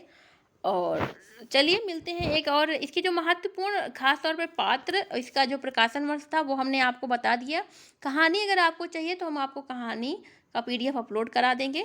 अगली कहानी के साथ मिलते हैं, तब तक के लिए धन्यवाद। हेलो दोस्तों, मिलते हैं एक अन्य कहानी के साथ। ये है नई हमारी कहानी रोज गैगरीन, जो कि अज्ञे जी के द्वारा लिखी गई है। और पहले हम अज्ञे जी के बारे में देखेंगे। 7 मार्च 1911 को उत्तर प्रदेश के कुशीनगर जिले में इनका जन्म हुआ, ठीक है। और इसके अलावा अगर हम देखें तो इनका जो निधन है 4 अप्रैल 1987 ईस्वी को हुआ। और इनकी जो रचनाएं हैं सदा नीरा, भाग 1, भाग 2, भग्नदूत, चिंता, इत्यलम, हरी घास पर क्षण भर, बावरा अहेरी, इंद्रधनुष रौंदे हुए ये, अरे ओ करुणा प्रभामय, आंगन के पार द्वार, कितने नाव में कितनी बार, क्योंकि मैं उसे जानता हूँ, सागर मुद्रा, पहले मैं सन्नाटा बुनता हूँ, महावृक्ष के नीचे, नदी की बांक पर छाया, prison days and other poems अंग्रेजी में है। और ये सारे इनके कविता संग्रह थे। इसके अलावा विपथगा, परंपरा, कोठरी की बात, शरणार्थी, जयदोल, ये सारा इनका कहानी संग्रह है। इसके अलावा शेखर एक जीवनी, भाग 1, भाग 2, नदी के द्वीप, अपने अपने अजनबी, ये तीनों इनका उपन्यास है। अरे यावर रहेगा याद, एक बूंद सहसा उछली, यह दोनों इनका यात्रा वृत्तांत है। सब रंग, त्रिशंकु, आत्मनेपद, आधुनिक साहित्य, एक आधुनिक परिदृश्य, आलवाल अद्यतन, ये सारा इनका निबंध संग्रह है। इसके अलावा स्मृति लेखा इनका संस्मरण है। भवंती, अंतरा, शाश्वती, विचार, गद्य संवत्सर इनकी डायरी है। उत्तर प्रियदर्शी इनका नाटक है। इसके अलावा इन्होंने तार सप्तक, दूसरे तार सप्तक, तीसरे तार सप्तक इत्यादि का संपादन भी किया। इन्हें 1964 ईस्वी में आंगन के पार द्वार के लिए साहित्य अकादमी का पुरस्कार मिला। और 1979 ईस्वी में कितनी नाव में कितनी बार के लिए भारतीय ज्ञानपीठ पुरस्कार से सम्मानित किया गया, ठीक है। तो इसके बाद अगर हम देखेंगे अपनी कहानी रोज गैगरीन को, गैगरीन रोज कहानी का प्रकाशन 1934 ईस्वी में हुआ, ठीक है। और यह जो है यह कहानी संग्रह विपथगा में संकलित है। बाद में इसका नाम पहले इसका नाम था पठार का धीरज, बाद में इसका नाम बदल के गैगरीन कर दिया गया। यह कहानी रोज शीर्षक में छपी थी। ठीक है, अगर हम बात करें तो गैंग्रीन जो है एक तरीके से एक बीमारी है जिसमें इंसान का पेट काट दिया जाता है, और रोज इसका नाम इसलिए लिखा कि ऐसा रोज ही होता है, एक नीरसता अकेलापन को दर्शाता हुआ यह कहानी का भाव है। अगर हम देखेंगे इस कहानी के बारे में तो यह एक मनोवैज्ञानिक कहानी है। यह कहानी एक विशेष परिवेश में जीवंत व्यक्तित्व को यंत्रवत बनने की बात बताती है कि कैसे एक इंसान यंत्रवत बन जाता है। इसमें एक पात्र है मालती, जो कि नायिका है, महेश्वर की पत्नी है, एक बच्चे की माँ है और अपने वैवाहिक जीवन से त्रस्त है। एक तरीके से मतलब अकेलेपन से ऊब गई है, कोई एक रास्ता नहीं है उसके जीवन में, रोज ऐसा रोज ही होता है जैसा मतलब कि उसके जीवन में कोई जो है वही नहीं है, एक उमंग ही नहीं है। उसके जो पति हैं महेश्वर किसी पहाड़ी कस्बे में सरकारी डिस्पेंसरी में डॉक्टर हैं।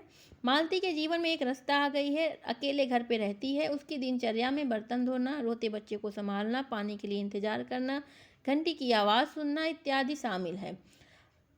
महेश्वर का जीवन भी एक रास्ता से ग्रस्त है, रोज डिस्पेंसरी जाना है, मरीजों को देखना है, गैंग्रीन का ऑपरेशन करना है और थके हारे आकर घर में लौटना है और उसके बाद भोजन करके सो जाना है। तो दोनों का ही जीवन एक रास्ता नीरसता से भरा हुआ है। यही इस कहानी में हमें दिखाया गया है कि ऐसा तो रोज ही होता है। यह जो कहानी है आत्मकथात्मक शैली में लिखी गई है, सामाजिक चेतना से जुड़कर मार्मिक और ट्रेजिक विडंबना की ओर संकेत करती है। यह कहानी मैं शैली में लिखी गई यह कहानी है। गैंग्रीन हमने बता ही दिया, एक प्रकार का रोग है जिसमें पेट काटा जाता है। मध्यम वर्गीय परिवार से जुड़ी हुई कथा है। स्त्री जीवन की नीरसता और घुटन का वर्णन है, साथ साथ पुरुष जीवन के भी, ज़्यादा इसमें स्त्री जीवन के दिखाया गया है। रोज नाम से केवल घर की एक रूपता और ऊब को ही व्यक्त किया गया है। ऐसा तो रोज होता है कहानी का सूत्र वाक्य है। दाम्पत्य जीवन पर आधारित कहानी है, मनोवैज्ञानिक अस्तित्ववादी दर्शन पर आधारित है। इसका पात्र अगर हम देखें तो मैं जो कथावाचक है मालती का भाई है, मालती है, महेश्वर मालती का पति है, टीटी मालती का बच्चा है। ठीक है, तो यह जो कहानी है इसमें नएपन से रहित जीवन में व्यक्ति और व्यक्तियों के संबंध किस तरह से टूट जाते हैं, यह दिखाना इस कहानी का मूल रूप से उद्देश्य है। विवाह परिवार नामक संस्था जीवन को एक मशीन बना देता है धीरे धीरे, कोई उसमें नयापन नहीं है। ये चीज़ें दिखाई गई हैं इस कहानी के माध्यम से। नई कहानी की पूर्व पीठिका हम कह सकते हैं इस कहानी को। इसके अलावा पाश्चात्य शब्दावलियों का प्रयोग इस कहानी में किया गया है। ठीक है, परिवार में व्याप्त गहरी विसंगति की ओर इशारा भी करता है यह कहानी। तो यह थी कहानी रोज। ठीक है, इसके अलावा इनकी एक और कहानी सिलेबस में लगी है शरणदाता, वह भी हम देखेंगे। ठीक है, चलिए तब तक के लिए इतना ही, लेकर आते हैं अगली कहानी। नमस्कार दोस्तों, अगली कहानी है हमारी शरणदाता, जो कि अज्ञे जी की ही कहानी है।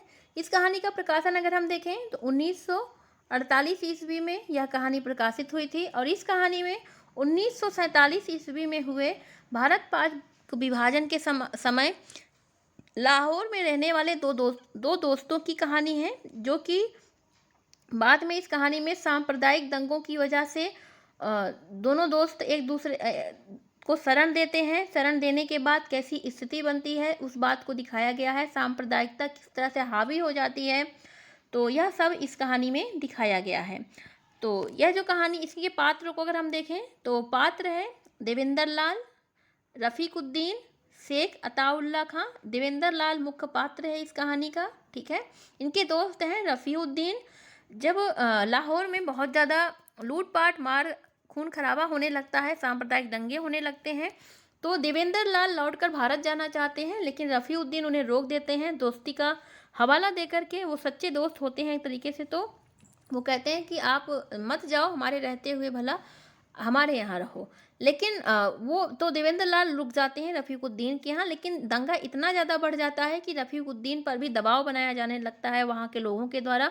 तो रफ़ीकुद्दीन असुरक्षित महसूस ना हो, कुछ भी देवेंद्र लाल के साथ गलत ना हो, इसलिए वह उन्हें शेख अताउल्लाह के पास, उनके दोस्त होते हैं शेख अताउल्लाह, उनके पास भेज देते हैं, क्योंकि वो पेशे से एक पुलिस अफ़सर होते हैं, तो उन्हें लगता है कि वो पेशे पुलिस अफ़सर हैं, तो उनके यहाँ ऐसी कोई दिक्कत नहीं होगी। दंगे का कोई भी प्रभाव देवेंद्र लाल पर नहीं पड़ेगा, इसलिए वह शेख अताउल्लाह के पास भेज देते हैं। तो देवेंद्र लाल जो होते हैं वो शेख अताउल्लाह के यहाँ एक शरणदाता के रूप में रहने लगते हैं। उनकी बेटी है जेबुन्निसा, उनका बेटा है आबिद। बाद में परिस्थितियाँ इतनी गंभीर हो जाती हैं कि उनके भोजन में जहर मिला दिया जाता है, जो कि बाद में जेबुन्निसा उन्हें एक चिट्ठी के माध्यम से बताती है कि खाने को भोजन पहले किसी को खिला के तब खाना, कुत्ते को खिला के खाना। तो एक बिल्ली होती है, तो वह उसे खाना जब खिलाते हैं तो उसकी डेथ हो जाती है। तो बाद में देवेंद्र लाल उस खाने को पूरा छोड़ करके वहाँ से भाग जाते हैं और भारत चले आते हैं। बाद में जेबुन्निसा उन्हें उनका कुशल क्षेम पूछती हैं। यहाँ मानविकता दिखाई गई है, मानवीय रिश्ते, अलग अलग धर्मों से जुड़े हुए लोग भी कैसे मानवीय रिश्ते स्थापित कर सकते हैं इतनी विपरीत परिस्थितियों में भी, वह भी दिखाया गया है। तो ठीक है, ये सारी चीज़ें इस कहानी के माध्यम से दर्शाई गई हैं। इसके पात्र की बात करें तो हमने बता ही दिया, भारतीय दंगे पर आधारित है। जेबुन्निसा के माध्यम से मानवीय सद्भावना की पुष्टि लेखक ने की है। ठीक है, तो यह थी महत्वपूर्ण, इसके जो बिंदु हैं यही मुख्य रूप से है। इसका मुख्य रूप से आप इसके पात्र याद रखिएगा। ठीक है, और इसका प्रकाशन वर्ष है 1948 ईस्वी, और इसके जो पात्र हैं वो उन्हें आप ध्यान में रखिएगा। ठीक है, चलिए अगली कहानी को लेकर आते हैं, तब तक के लिए धन्यवाद।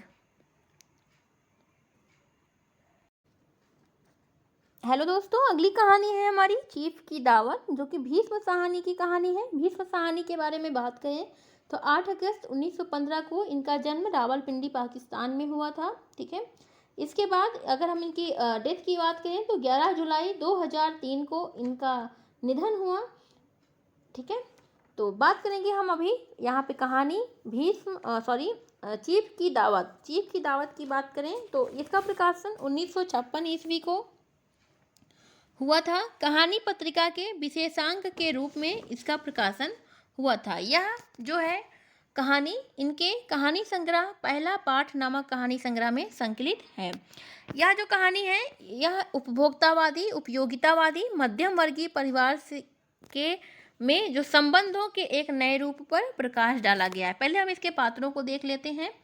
पात्र है इसमें मिस्टर सामनाथ हैं, जो कि एक स्वार्थी अवसरवादी हैं, अपनी चीफ की खुशामद करने के चक्कर में अपनी माँ का अपमान करते हैं, शिक्षित होकर के भी अशिक्षितों जैसा व्यवहार करते हैं, अपनी माँ की उपेक्षा करते हैं, पदोन्नति की लालसा इतनी ज़्यादा होती है कि वो अपनी माँ की अवस्था का भी ध्यान नहीं रखते।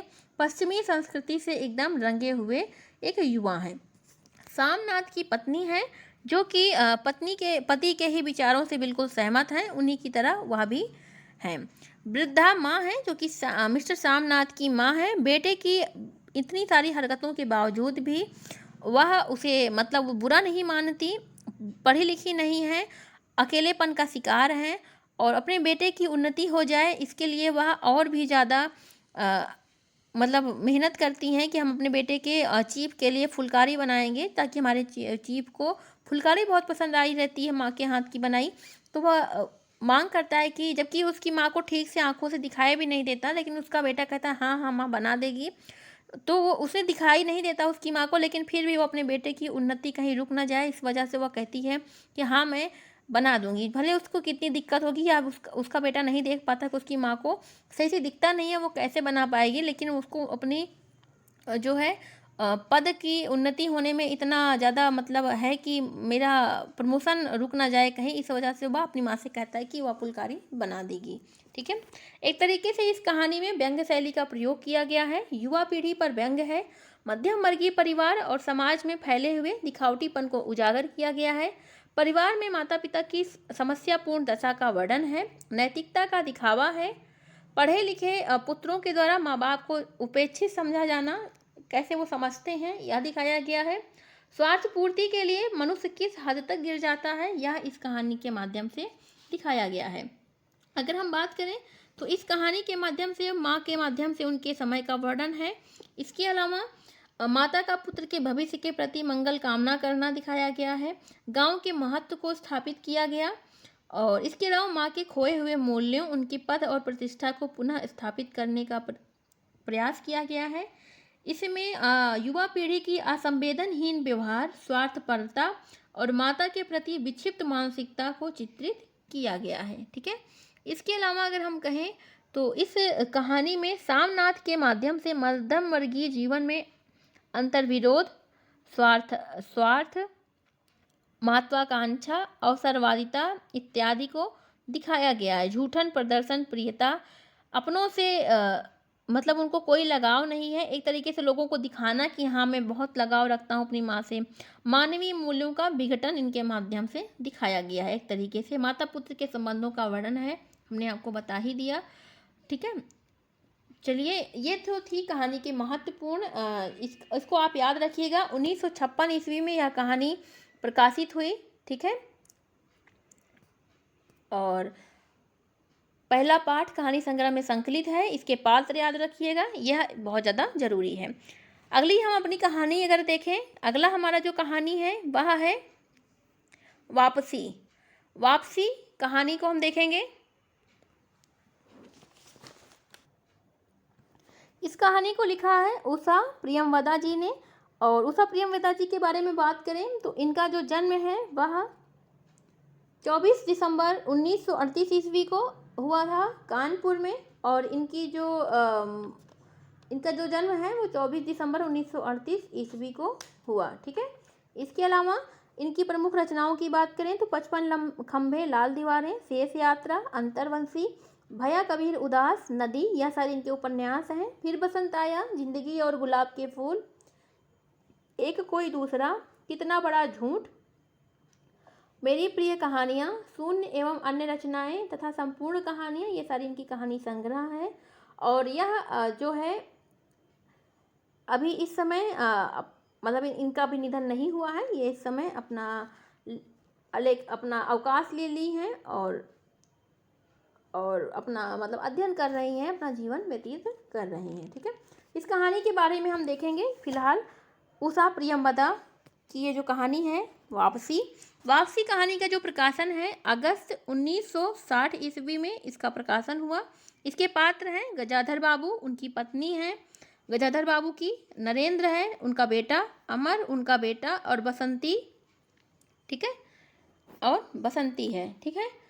तो इसमें हम देखेंगे कि गजाधर बाबू जो हैं वो 35 साल की नौकरी के बाद रिटायर होकर घर आते हैं। बहुत खुश होते हैं कि इतने साल से वो अपने परिवार से दूर रहे, अब उनके पास समय है पूरा वह अपने परिवार के साथ अपने समय को व्यतीत करेंगे। लेकिन वह इतने ज़्यादा मतलब अपने परिवार से जो उन्होंने अपेक्षित किया था कि हम उन्हें स्नेह और सम्मान मिलेगा, वह उन्हें नहीं मिलता, बल्कि उन्हें परिवार में एक अकेलापन सा लगता है। जैसे लगता है कि वो कोई पराए हुए व्यक्ति हैं जो यहाँ पर चले आए हैं, लोगों को जैसे कोई लगाव ही नहीं है उनसे। तो इस तरह से उस कहानी में जैसे मतलब इसमें दिखाया गया कि उन्हें ऐसे लगता है कि घर में जैसे उनका कोई स्थान ही नहीं है। बाहर ही ऐसे एक चारपाई डाल दी जाती है उनके लिए, सबके लिए अपने अपने कमरे हैं, लेकिन उनके ही घर में उनके लिए कोई जगह नहीं है। इस कहानी के माध्यम से हमें दिखाया गया कि कैसे परिवार के सदस्य पुराने मूल्यों को महत्व नहीं देते और उनकी सोच बदल गई है। सारे लोग अपने अपने में व्यस्त हैं। गजाधर बाबू जो हैं घर में उपेक्षित सा महसूस करते हैं। उनकी पत्नी भी अपनी गृहस्थी में बिजी हो गई हैं, उनके बच्चे अपने अपने जीवन में बिजी हैं, जिससे उन्हें बहुत निराशा होती है। कोई उनके पास बैठने वाला नहीं है, बात करने वाला नहीं है। और एक तरीके से संयुक्त परिवार के विघटन और बदलते मूल्यों को इस कहानी में दर्शाया गया। और इसी कारण वो दुखी हो जाते हैं। बाद में दुखी होकर के वो बहाना करके कि उनकी और कहीं एक जगह और नौकरी लग गई है, और वो बहाना करके वह घर छोड़कर चले जाते हैं। और फिर से उनकी वापसी हो जाती है। एक वापसी है नौकरी से रिटायर होकर के 35 साल बाद उनका घर आना, और दूसरी वापसी फिर घर से उनका फिर से नौकरी पे चले जाना है, क्योंकि वह घर छोड़ देते हैं कि उन्हें लगता है कि अब उन्हें घर में कोई भी सम्मान, कोई प्यार नहीं मिलता, घर वालों को कोई उन्हें की आवश्यकता ही जैसे नहीं है। तो यह सारी चीज़ें इस कहानी के माध्यम से दिखाया गया है। संयुक्त परिवार का विघटन, दो पीढ़ियों के मध्य अंतर को दिखाया गया। इसके अलावा इस कहानी में अगर हम बात करें तो यह हमें सोचने पर मजबूर करती है यह कहानी कि कैसे हमारे समाज में परिवार के रिश्ते कमज़ोर हो रहे हैं और कैसे हमें अपने मूल्यों और परंपराओं को बचाए रखना चाहिए।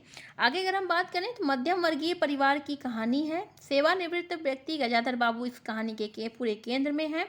पारिवारिक संघर्षों का वर्णन है। आधुनिक समय में हो रहे पारिवारिक मूल्यों के बदलाव का चित्रण है। सामाजिक द्वंद्व का विकास हमें देखने को मिलता है। तो उम्मीद है आपको हमारा ये कहानी जो समीक्षा है पसंद आ रही होगी। चलिए हम अगली कहानी को अपने देखेंगे। अगली जो कहानी है हमारी वह है परिंदे। परिंदे कहानी के जो रचनाकार हैं वो है निर्मल वर्मा। निर्मल वर्मा के बारे में बात करें तो 3 अप्रैल 1929 को शिमला में इनका जन्म हुआ था। इसके अलावा इनका निधन 25 अक्टूबर 2005 में हुआ। इनकी हम रचनाओं की बात करें, वे दिन 1964 ईस्वी, लालटेन की छत 1974 ईस्वी, एक चिथड़ा सुख 1979, रात का रिपोर्टर 1989, इनके सारे उपन्यास हैं। परिंदे 1959, जलती झाड़ी 1965, पिछली गर्मियों में 1968, बीच बहस में 1973, मेरी प्रिय कहानियाँ 1973, प्रतिनिधि कहानियाँ 1988, कौवे और काला पानी 1983, सूखा और अन्य कहानियाँ 1995, ये सारी इनकी कहानी संग्रह हैं। चिड़ों पर चांदनी 1963, हर बारिश में 1970, धुंध में उठती धुन 1997, इनका यात्रा संस्मरण और डायरी है। इसके अलावा शब्द और स्मृति 1976, कला का जोखिम 1981, ढलान से उतरते हुए 1985। इसके अलावा भारत और यूरोप, प्रतिश्रुति के क्षेत्र 1991, इतिहास स्मृति आकांक्षा 1991, शताब्दी के ढलते वर्षों में 1995, यह इनका निबंध है।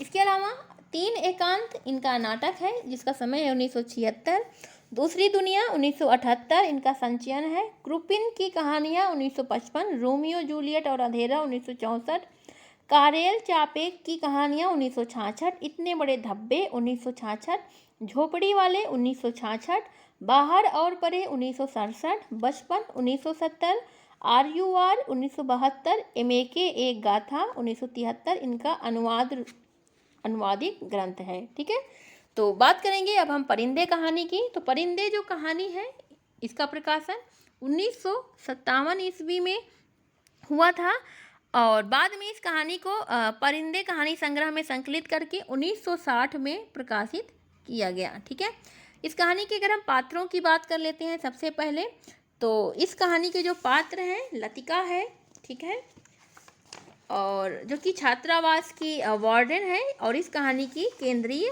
पात्र है। इसके अलावा मेजर गिरीश नेगी हैं जो कि लतिका के पूर्व प्रेमी हैं, इनके निधन हो गया है और कुमायूं रेजिमेंट में कैप्टन थे। सुधा और जूली छात्रावास की छात्राएं हैं। करीमुद्दीन हॉस्टल का नौकर है और आलसी इंसान है दिखाया गया है। मिस्टर ह्यूबर्ट जो है लतिका को पसंद करते हैं, संगीत के टीचर हैं। और डॉक्टर मुखर्जी लतिका को समय समय पर मार्गदर्शन देते हैं। ठीक है, और स्कूल के हाइजीन फिजियोलॉजी पढ़ाते थे बाद में ये, और ये आधे वर्मी हैं। पत्नी का इनके निधन हो गया है। मिस्टर वुड के प्रति आकर्षित हैं और मिस्टर वुड जो हैं वह मिस्टर वुड स्कूल की प्रिंसिपल हैं। फादर एलमंड हैं जो कि पादरी हैं। कहानी की शुरुआत छात्रावास की छुट्टियों से के अंतिम दिन से शुरू होती है जहां सब अपने घर जा रहे हैं और अंतिम दिन का आनंद ले रहे हैं, लेकिन लतिका अकेलेपन से जूझ रही है। वो घर नहीं जा सकती, वह हमेशा यही बहाना बनाती है कि इस छोटे से हिल स्टेशन की जो स्नोफॉल होती है वह उसे बहुत पसंद है, इसीलिए वह घर नहीं जा सकती। लेकिन ऐसा नहीं है, वो घर नहीं जा सकती, वह अकेली रहती है और इसी वजह से उसके अकेलेपन को इस कहानी में दिखाया गया है। अतीत स्मृति से जुड़ी हुई कहानी है। लतिका नायिका अकेलेपन से जूझ रही है। ठीक है, और इसके अलावा इसमें अकेलेपन के जीवन व अकेलेपन से जूझते हुए लोगों का कई परेशानियों का जो होती हैं उनका जिक्र किया गया है। यही कारण है इस कहानी का नाम परिंदे रखा गया है। जिस प्रकार परिंदा अकेले भ्रमण करता है उसी प्रकार लतिका भी अकेले ही अपना जीवन यापन कर रही हैं। पूरी कहानी लतिका के इर्द गिर्द घूमती है। ठीक है, जो कि अपने अतीत को भूल नहीं पा रही हैं, उसकी पीड़ा है और बेहद अकेली हैं। नामवर सिंह ने इस कहानी को पहली नई कहानी व निर्मल वर्मा को पहला नया कहानीकार माना है। ठीक है, आगे अगर हम बात करें तो नामवर सिंह को हमने बता ही दिया। इसके अलावा 1960 ईस्वी में कहानी संग्रह के रूप में प्रकाशित हुआ, हमने बता दिया। नियतिवादी दर्शन का प्रभाव है। प्रतीक्षा शब्द जो है केंद्र वस्तु के रूप में यहाँ पे रखा गया है और जीवन की समस्याओं से जुड़ी हुई कहानी है। स्वतंत्रता के बाद के भारत में जीवन यापन करने वाले मध्यम वर्गीय समाज का वर्णन किया गया है। इस कहानी में उन महिलाओं का वर्णन है जिनका विवाह या संबंध किसी न किसी माध्यम से टूट जाता है और उनके जीवन में घुटन, कुंठा, ऊब, तपेदिक जैसी बीमारियां आ जाती हैं, उन सबका चित्रण किया गया है। इस कहानी में प्रतियोगिता परीक्षा में ओवर एज हो चुके नवयुवकों के द्वारा समीक्षा और फिल्म रिव्यू लिखकर अपने सपनों को साकार करते हुए भी दिखाया गया है। बेरोजगारी की समस्या भी इस कहानी में दिखाई गई है। प्रेम परक कहानी होते हुए भी नियतिवादी की व्यापकता पर आधारित है। प्रकृति के रमणीय सौंदर्य को इस कहानी में दिखाया गया है। ठीक है, इसके अलावा इस कहानी में रूसी कथाकार अंतोन चेखव की कहानियों का प्रभाव हमें देखने को मिलता है। इसके अलावा अगर हम बात करें तो इस कहानी में जो रमणीय प्रकृति के रमणीय सौंदर्य को दिखाया है, खास तौर पर चीड़ों के वृक्ष, पहाड़ों के संदर्भ में। ठीक है, संगीत को भी महत्व दिया गया है इस कहानी में। 1957 ईस्वी में अमृत राय ने इस कहानी का प्रकाशन हंस के अर्धवार्षिक अंश में करवाया था। ठीक है, नामवर सिंह ने आकाशवाणी इलाहाबाद और कृति पत्रिका में इसके लिए समीक्षा लिखी हुई थी। ठीक है, इस कहानी में जीवन से जुड़ी गहरी समझ और कला के कठोर अनुशासन को भी देखने को हमें यहाँ पे मिलता है। तो इस तरह यह कहानी थी। ठीक है, चलिए आगे मिलेंगे। अगली और कहानियाँ हैं, कुछ और कहानियाँ बची हुई हैं, उनके साथ में अगली जो हमारी कहानी है उसकी हम बात करें तो दिल्ली में एक मौत। दिल्ली में एक मौत जो कि कमलेश्वर की लिखी कहानी है। बात करें इस कहानी की तो इस कहानी को लिखा है कमलेश्वर ने। कमलेश्वर के बारे में अगर हम बात करें तो कमलेश्वर का जो जन्म है 6 जनवरी 1932 ईस्वी को हुआ था। ठीक है, और इनकी जो मृत्यु है वह अभी इनकी जो मतलब इनका जो जन्म है वह 6 जनवरी 1932 को हुआ था। इनकी रचनाओं की अगर हम बात करें, महत्वपूर्ण जो इनकी रचनाएं हैं तो कमलेश्वर की श्रेष्ठ कहानियाँ राजा निर्बसिया, कस्बे का आदमी, मांस कदरिया, खोई हुई दिशाएं, जिंदा मुर्दे, मेरी प्रिय कहानियाँ, इनका कहानी संग्रह है। एक सड़क 57 गलियाँ, डाक बंगला, तीसरा आदमी, समुंदर में खोया हुआ आदमी, लौटे हुए मुसाफिर, काली आंधी, नागमणि, आगामी अतीत, कितने पाकिस्तान, इनका उपन्यास है। इसके अलावा नई कहानी की भूमिका, नई कहानी के बाद, मेरा पन्ना, इनकी समीक्षा है। अधूरी आवाज़, चारुलता, इनका नाटक है। इसके अलावा खंडित यात्राएं, इनका यात्रा संस्मरण है। यह कहानी का प्रकाशन 1963 ईस्वी है, लेकिन यह कहानी कमलेश्वर की कथा यात्रा के पड़ाव हिंदी पॉकेट बुक्स पर 2013 में प्रकाशित हुई थी। ठीक है, इस कहानी के अगर हम पात्र की बात करें तो लेखक है, आत्मकथात्मक शैली में लिखी गई है कहानी, तो लेखक है। और इसके अलावा सेठ दीवान चंद हैं, जिनकी निधन हो गया है, बहुत बड़े व्यापारी हैं। और उनकी पत्नी है अतुल मवानी धर्मा, जो कि नौकर है, और सरदार जी। ठीक है, इस कहानी की हम समीक्षा अगर देखें तो आत्मकथात्मक शैली में लिखी गई है। कस्बाई नगरीय महानगरीय जीवन की गतिविधियों और लोगों के मनोविज्ञान का चित्रण है। आधुनिक शहरी जीवन के रिश्तों में व्याप्त कृत्रिमता, भावनाओं की शून्यता इत्यादि का वर्णन है। आधुनिक युग के यथार्थ का चित्रण, जहां आज मानव की मृत्यु भी एक दिखावे मात्र का पर्याय बन गई है। बात यह है कि इस कहानी में जो बहुत बड़े व्यापारी हैं सेठ दीवान चंद, उनका निधन हो गया है और उनके जो अंतिम यात्रा है उसमें लोग बहुत ही ज़्यादा कम है, किसी के पास समय ही नहीं है, और जो पहुँचे भी हुए हैं तो मात्र उनके अंतिम यात्रा में सिर्फ दिखावे के लिए। उसमें यह दिखाया गया कि मनुष्य जब तक जीवित रहता है, उसके पास धन संपदा होती है, तो कितना लोग उसके आगे पीछे घूमते रहते हैं। कोई भी चीज़ होती है तो पूरा हर सबके पास समय ही समय होता है, क्योंकि उनकी जो बेटी थी तो पूरा मतलब इतने ज़्यादा लोग आए थे कि जगह रखने की, पाँव रखने की जगह नहीं थी। लेकिन आज जब उनका अंतिम संस्कार है तो कोई उनकी अंतिम यात्रा में नहीं आ रहा है। जो आए हैं सिर्फ दिखावे के लिए, और दिखावे के लिए बस दिखा के और तुरंत किसी तरह वहाँ से हट लें। तो किसी के पास समय नहीं है। तो यही दिखाया गया है कि मृत्यु का सच क्या होता है, जीवन का सच क्या होता है। समाज में ये चीज़ें दिखाई गई हैं। आधुनिक युग के यथार्थ को दिखाया गया है। भावनात्मक खोखलेपन और दिखावे का चित्रण है। जीवन मूल्यों का विघटन है। वर्तमान में यंत्रवत जीवन शैली का है। किसी के पास समय नहीं है, हर कोई बिजी है।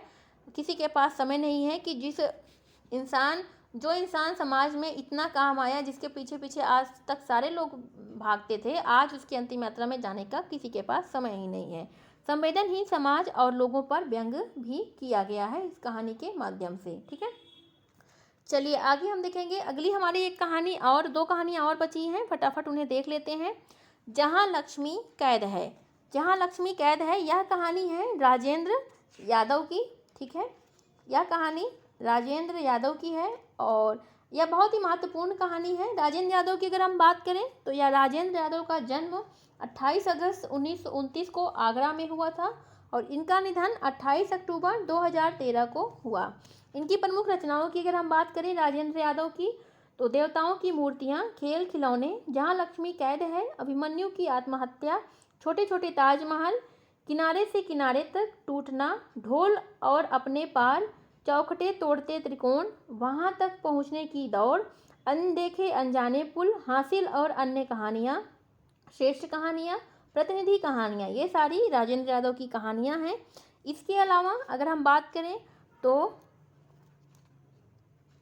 सारा आकाश, उड़ते हुए लोग, उखड़े हुए लोग, सह और मात, 1 इंच मुस्कान, यह इन्होंने मनु भंडारी के साथ लिखा। मंत्र विद्ध और उल्टा, ये सारे इनके उपन्यास हैं। आवाज़ तेरी है इनकी कविता संग्रह है। कहानी स्वरूप और संवेदना, प्रेमचंद की विरासत, 18 उपन्यास, कांटे की बात, ये 12 खंड में है। कहानी, अनुभव और अभिव्यक्ति, उपन्यास, स्वरूप और संवेदना, यह इनके निबंध, विमर्श और समीक्षात्मक कृतियाँ हैं। आदमी की निगाह में औरत, वे देवता नहीं है, एक दुनिया समानांतर, कथा जगत में बागी मुस्लिम औरतें, वक्त है एक ब्रेक का, औरत उत्तर कथा, पितृसत्ता के नए रूप, 25 बरस 25 कहानियाँ, मुबारक पहला कदम, इसका इन्होंने संपादन किया है। औरों के बहाने इनका व्यक्ति चित्र है। मुड़ मुड़ के देखता हूँ, इनका आत्मकथा है।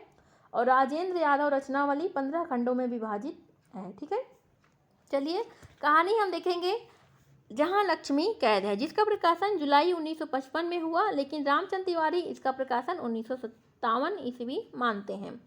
पात्र की बात करें तो लक्ष्मी इसका मुख्य पात्र है। ठीक है, लाला रूपाराम लक्ष्मी के पिता हैं। लाला रूपाराम के यहाँ कई पीढ़ियों से पुत्री नहीं हुई थी और इनके जो भाई थे रामस्वरूप, जब इनके यहाँ पुत्री होती है, लेकिन जब वो पुत्री का विवाह कर देते हैं, तो जब पुत्री होती है तो बहुत सारी धन संपदा आ जाती है, जैसे एक रूप से कहा जाता है लक्ष्मी का वास हो गया। तो लेकिन जैसे ही वो पुत्री का विवाह हो जाता है, पुत्री, तो वैसे ही उनकी सारी धन संपदा चली जाती है। तो इसी वजह से डर करके लाला रूपाराम क्या करते हैं, इनके यहाँ जब एक पुत्री होती है लक्ष्मी, तो लक्ष्मी को यह पूरी तरीके से उसकी पढ़ाई छुड़वा देते हैं, उसको कहीं आने जाने नहीं देते, ताकि वह किसी से, क्योंकि इनकी जो रामस्वरूप की पुत्री थी उसका किसी से प्रेम संबंध हुआ और वह भाग गई, तो इस वजह से वो नहीं चाहते कि लक्ष्मी किसी भी तरीके से उनके घर को छोड़कर जाए। अगर वो चली गई तो उनकी सारी धन संपदा भी लक्ष्मी के साथ चली जाएगी। तो इसी अंधविश्वास में जकड़े हुए वो लक्ष्मी के, अपनी ही पुत्री के संपूर्ण जीवन को बर्बाद कर देते हैं। ठीक है, यही चीज़ इस कहानी में इस अंधविश्वास को दिखाया गया है। अन्य पात्र की बात करें, गोविंद है जो कि वहाँ मुनीम के रूप में आकर काम करता है। दिलावर सिंह, वहाँ पे काम करने वाले लोग हैं, सलीम और अन्य पात्र भी इस कहानी में हैं। शिल्प विधान की दृष्टि से कहानी शुरू में जटिल और दुरूह सी दिखती है, लेकिन बाद में हमें अच्छी लगने लगती है। मानसिक अंतर्द्वंद पर आधारित कहानी है। लक्ष्मी बनकर आई बेटी की कराहती हुई जिंदगी दिखाई गई है। व्यक्तिगत जीवन में जो घुटन है लक्ष्मी के जीवन में, वह दिखाया गया है। सामाजिक अव्यवस्था और आर्थिक विषमता का उभार है। रूढ़िवादी और अंधविश्वास में कैद लक्ष्मी का विद्रोह यहाँ पे हमें देखने को कहानी में मिलता है। वो बर्तन फेंकती है खूब, अपने सारे कपड़े फाड़ देती है, चीखती चिल्लाती है, लेकिन किसी भी तरह से उसे कैद करके रखा गया है। ना कहीं आने जाने दिया जाता है, ना किसी से मिलने दिया जाता है, ना किसी से बात करने दिया जाता है। वह उसकी सारी इच्छाएं पूरी की, मतलब उस वो जो कहती है उसको कहीं आने जाने के अलावा बाकी उसकी क्या खाना है, क्या पहनना है, सारी इच्छाएं पूरी की जाती हैं। जो सारा हिसाब किताब, सारी चीज़ें घर की एक तरीके से मालकिन है, लेकिन एक तरीके से बंदी है। ये चीज़ यहाँ पे दिखाई गई है। चलिए आगे देखेंगे। अगली कहानी है हमारी मलबे का मालिक। मलबे का मालिक अगला लास्ट हमारा कहानी है। और इस कहानी में अगर हम देखेंगे, ये कहानी जो है मोहन राकेश के द्वारा लिखी गई कहानी है। मोहन राकेश के बारे में अगर हम बात करें तो इनका जो जन्म है मोहन राकेश का, वह इनका जन्म जो हुआ था 8 जनवरी 1925 ईस्वी में। 8 जनवरी 1925 ईस्वी में अमृतसर में हुआ था, जंडी वाली गली में। ठीक है। इसके अलावा इन अगर हम बात करें तो इन्होंने 3 नाट्य कृतियाँ हैं, आषाढ़ का एक दिन, लहरों के राजहंस और आधे अधूरे। ठीक है। इनकी रचनाएं हैं आखिरी चट्टान तक, यात्रा वृत्तांत है, इंसान के खंडहर, नए बादल, जानवर और जानवर, एक और जिंदगी, फौलाद का आकाश, कहानी संग्रह है, अंधेरे बंद कमरे, ना आने वाला कल, अंतराल इनका नाटक है। और हमने इनके उपन्यास बताया ही कि आषाढ़ का एक दिन, लहरों के राजहंस, आधे अधूरे इनका उपन्यास है। परिवेश, अनुवाद मृच्छकटिक, शाकुंतल इनका नाट्य अनुवाद है। निबंध है इनका मोहन राकेश रचनावली, जो कि 13 खंडों में है। ठीक है। इनका निधन 3 दिसंबर 1972 ईस्वी को हो गया था। ठीक है। बात करेंगे अब हम कहानी मलबे का मालिक। ठीक। मलबे का मालिक जो कहानी है, इसका प्रकाशन 1956 ईस्वी में हुआ था। ठीक है। 1956 ईस्वी में हुआ था और नए बादल कहानी संग्रह में यह संकलित है। ठीक है। इसके अलावा अगर हम इसके पात्रों की बात करें तो पात्र है अब्दुल गनी, रखे पहलवान, चिराग दीन, जुबेदा, किश्वर, सुल्ताना, मनौरी। ठीक है। इसमें भारत पाक विभाजन के समय की यह कहानी है। उस समय व्याप्त अंतर्द्वंद को रेखांकित करने का एक कोशिश की गई है। वर्णनात्मक और भावात्मक कहानी है। इस कहानी में हमें व्यंग रूप भी देखने को मिलता है। इसके साथ ही प्रेम, दया, करुणा, क्षमा पर घृणा, निर्दयता और बदला की भावना का ज़्यादा हावी होना भी दिखाया गया है। भाषा जो है वह साफ सुथरी, सहज, सुबोध और प्रवाहमयी है भाषा शैली इसकी, और घटना प्रधान यह एक कहानी है। इसके अलावा अगर इस कहानी के हम सारांश की बात करें तो यह कहानी सांप्रदायिक दंगों और देश विभाजन से बिछड़े एक ऐसे परिवार की कहानी है जिसे नियति ने फिर मिलने का अवसर ही नहीं दिया।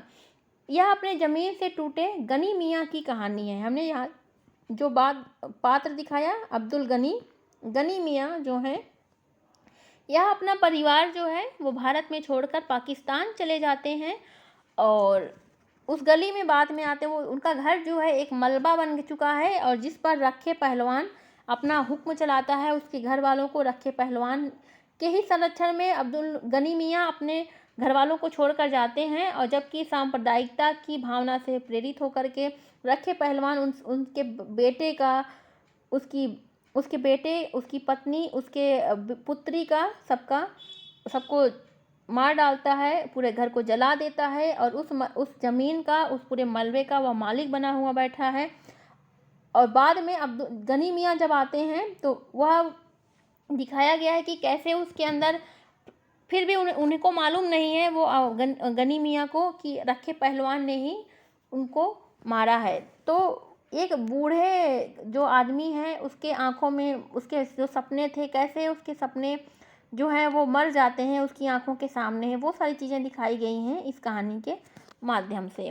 बाद में रखे पहलवान को बहुत वो भी होती है, बहुत ज़्यादा आत्मग्लानि भी होती है कि क्योंकि उसके व्यवहार को देख करके कि वह उसे दोषी नहीं मान रहा है, क्योंकि उसको पता ही नहीं है। गनी मियाँ एक तरीके से विभाजन से शिकार लोगों का प्रतीक है। एक टूटा हुआ हताश व्यक्ति है जो कि मार्मिकता, जो कि अपने अतीत से की यादों से जुड़ा हुआ है। यह कहानी कह सकते हैं एक मार्मिक कहानी है, जो कि पाठकों को विभाजन के दौरान दर्द और पीड़ा को समझने में मदद करती है कि कैसे उस समय लोग किस पीड़ा और दर्द को झेले हुए थे। ठीक है, यह कहानी हमें मानवीय रिश्तों की मजबूती और स्मृतियों की शक्ति के बारे में भी याद दिलाती है। ठीक है, अगर हम बात करें तो यह कहानी की शुरुआत जो होती है, कहानी की शुरुआत हॉकी के मैच को लेकर शुरू होती है। मैच भारत में होने वाला है, इसलिए पाकिस्तान से बहुत से मुसलमान लोग वापस भारत आए हैं। वापस तो आए हैं, परंतु नए होकर नहीं, वही पुराने होकर और अपनी पुरानी यादों के साथ। सांप्रदायिकता की लहर में लोग पाकिस्तान और हिंदुस्तान जाकर बसे, परंतु वे अपनी जन्मभूमि का बिछोह नहीं अपने साथ लेकर के, वो दर्द लेकर के आए हैं। लाहौर से कई मुसलमान आज मैच देखने आए हैं। मैच देखना तो एक बहाना है, वो इसी बहाने अपनी मातृभूमि को, अपने घर को देखने आए हुए हैं। और इसी में आया हुआ है गनी मियाँ, यानी अब्दुल गनी। ठीक है, वह भी आता है अपने घर के पास, लेकिन उसका घर, जो कि उस समय एक शानदार घर था, वह एक मलबे में तब्दील हो गया है। सिर्फ वहाँ राख और धूल कण ही बचे हैं। सांप्रदायिकता की आग में एक हिंदू पहलवान गनी मियाँ, जो रखे पहलवान है, हिंदू पहलवान है, उसके द्वारा अब्दुल गनी के बेटे चिरागदीन, उसकी बीवी, उसके बच्चे सबको मारे जाते हैं। गनी जो है रखे पहलवान के ही पास जाकर के उसको अपना दुखड़ा रोता है, अपने बेटे, उसके बेटे की याद आ रही है, वह रो रहा है। वह मुसलमान जो गरीब गनी मियाँ है, वह इतना भोला है कि उसको मालूम भी नहीं है कि रक्षा ने ही उसके बेटे और उसके परिवार का कातिल है, जिससे वह अपनी हमदर्दी जता कर मिल रहा है। उसने ही उसके परिवार को हंसते हंसते इस परिवार को काट डाला, मार डाला। ठीक है, तो जब गनी लौट कर आता है तो सारे मोहल्ले के लोग सशंकित हैं, भयाकुल हैं कि कहीं फिर से वह वारदात ना हो, क्योंकि रखे पहलवान ही पर उसके परिवार का हत्यारा है, तो कहीं वह गनी मियाँ को न मार दे, या फिर गनी मियाँ को कहीं सच का ना पता चल जाए। तो ये सारी चीज़ें देख करके वो एक संग का डर दिखाया गया है इस पूरी कहानी में। और गनी अपने मकान का मलबा देखकर तसल्ली कर लेता है और लौट जाता है। रखे पहलवान भी इस व्यवहार से, उसके इस तरह के व्यवहार से अंदर तक हिल गया है और बहुत ज़्यादा उसको ग्लानि होती है। वह उसी मलबे पर बैठा हुआ है और हताश सा होकर के। ये सारी चीज़ें इस कहानी में दिखाई गई हैं। तो इस तरह से यह संपूर्ण कहानियाँ थी जो कि यूपीएचएससी के सिलेबस में लगी हैं। और अगर पूरी कहानियाँ आपको चाहिए तो आप कमेंट कर देंगे तो पूरी कहानियों का पीडीएफ आपको मिल जाएगा। उम्मीद है आपको वीडियो अच्छा लगा होगा। अगर वीडियो अच्छा लगा तो प्लीज़ वीडियो को लाइक करिएगा और चैनल को सब्सक्राइब करना नहीं भूलिएगा। अगला वीडियो बहुत जल्द फिर से आएगा। यह आपका रिवीजन वीडियो है, फटाफट रिवीजन करिए और पढ़ते रहिए। धन्यवाद।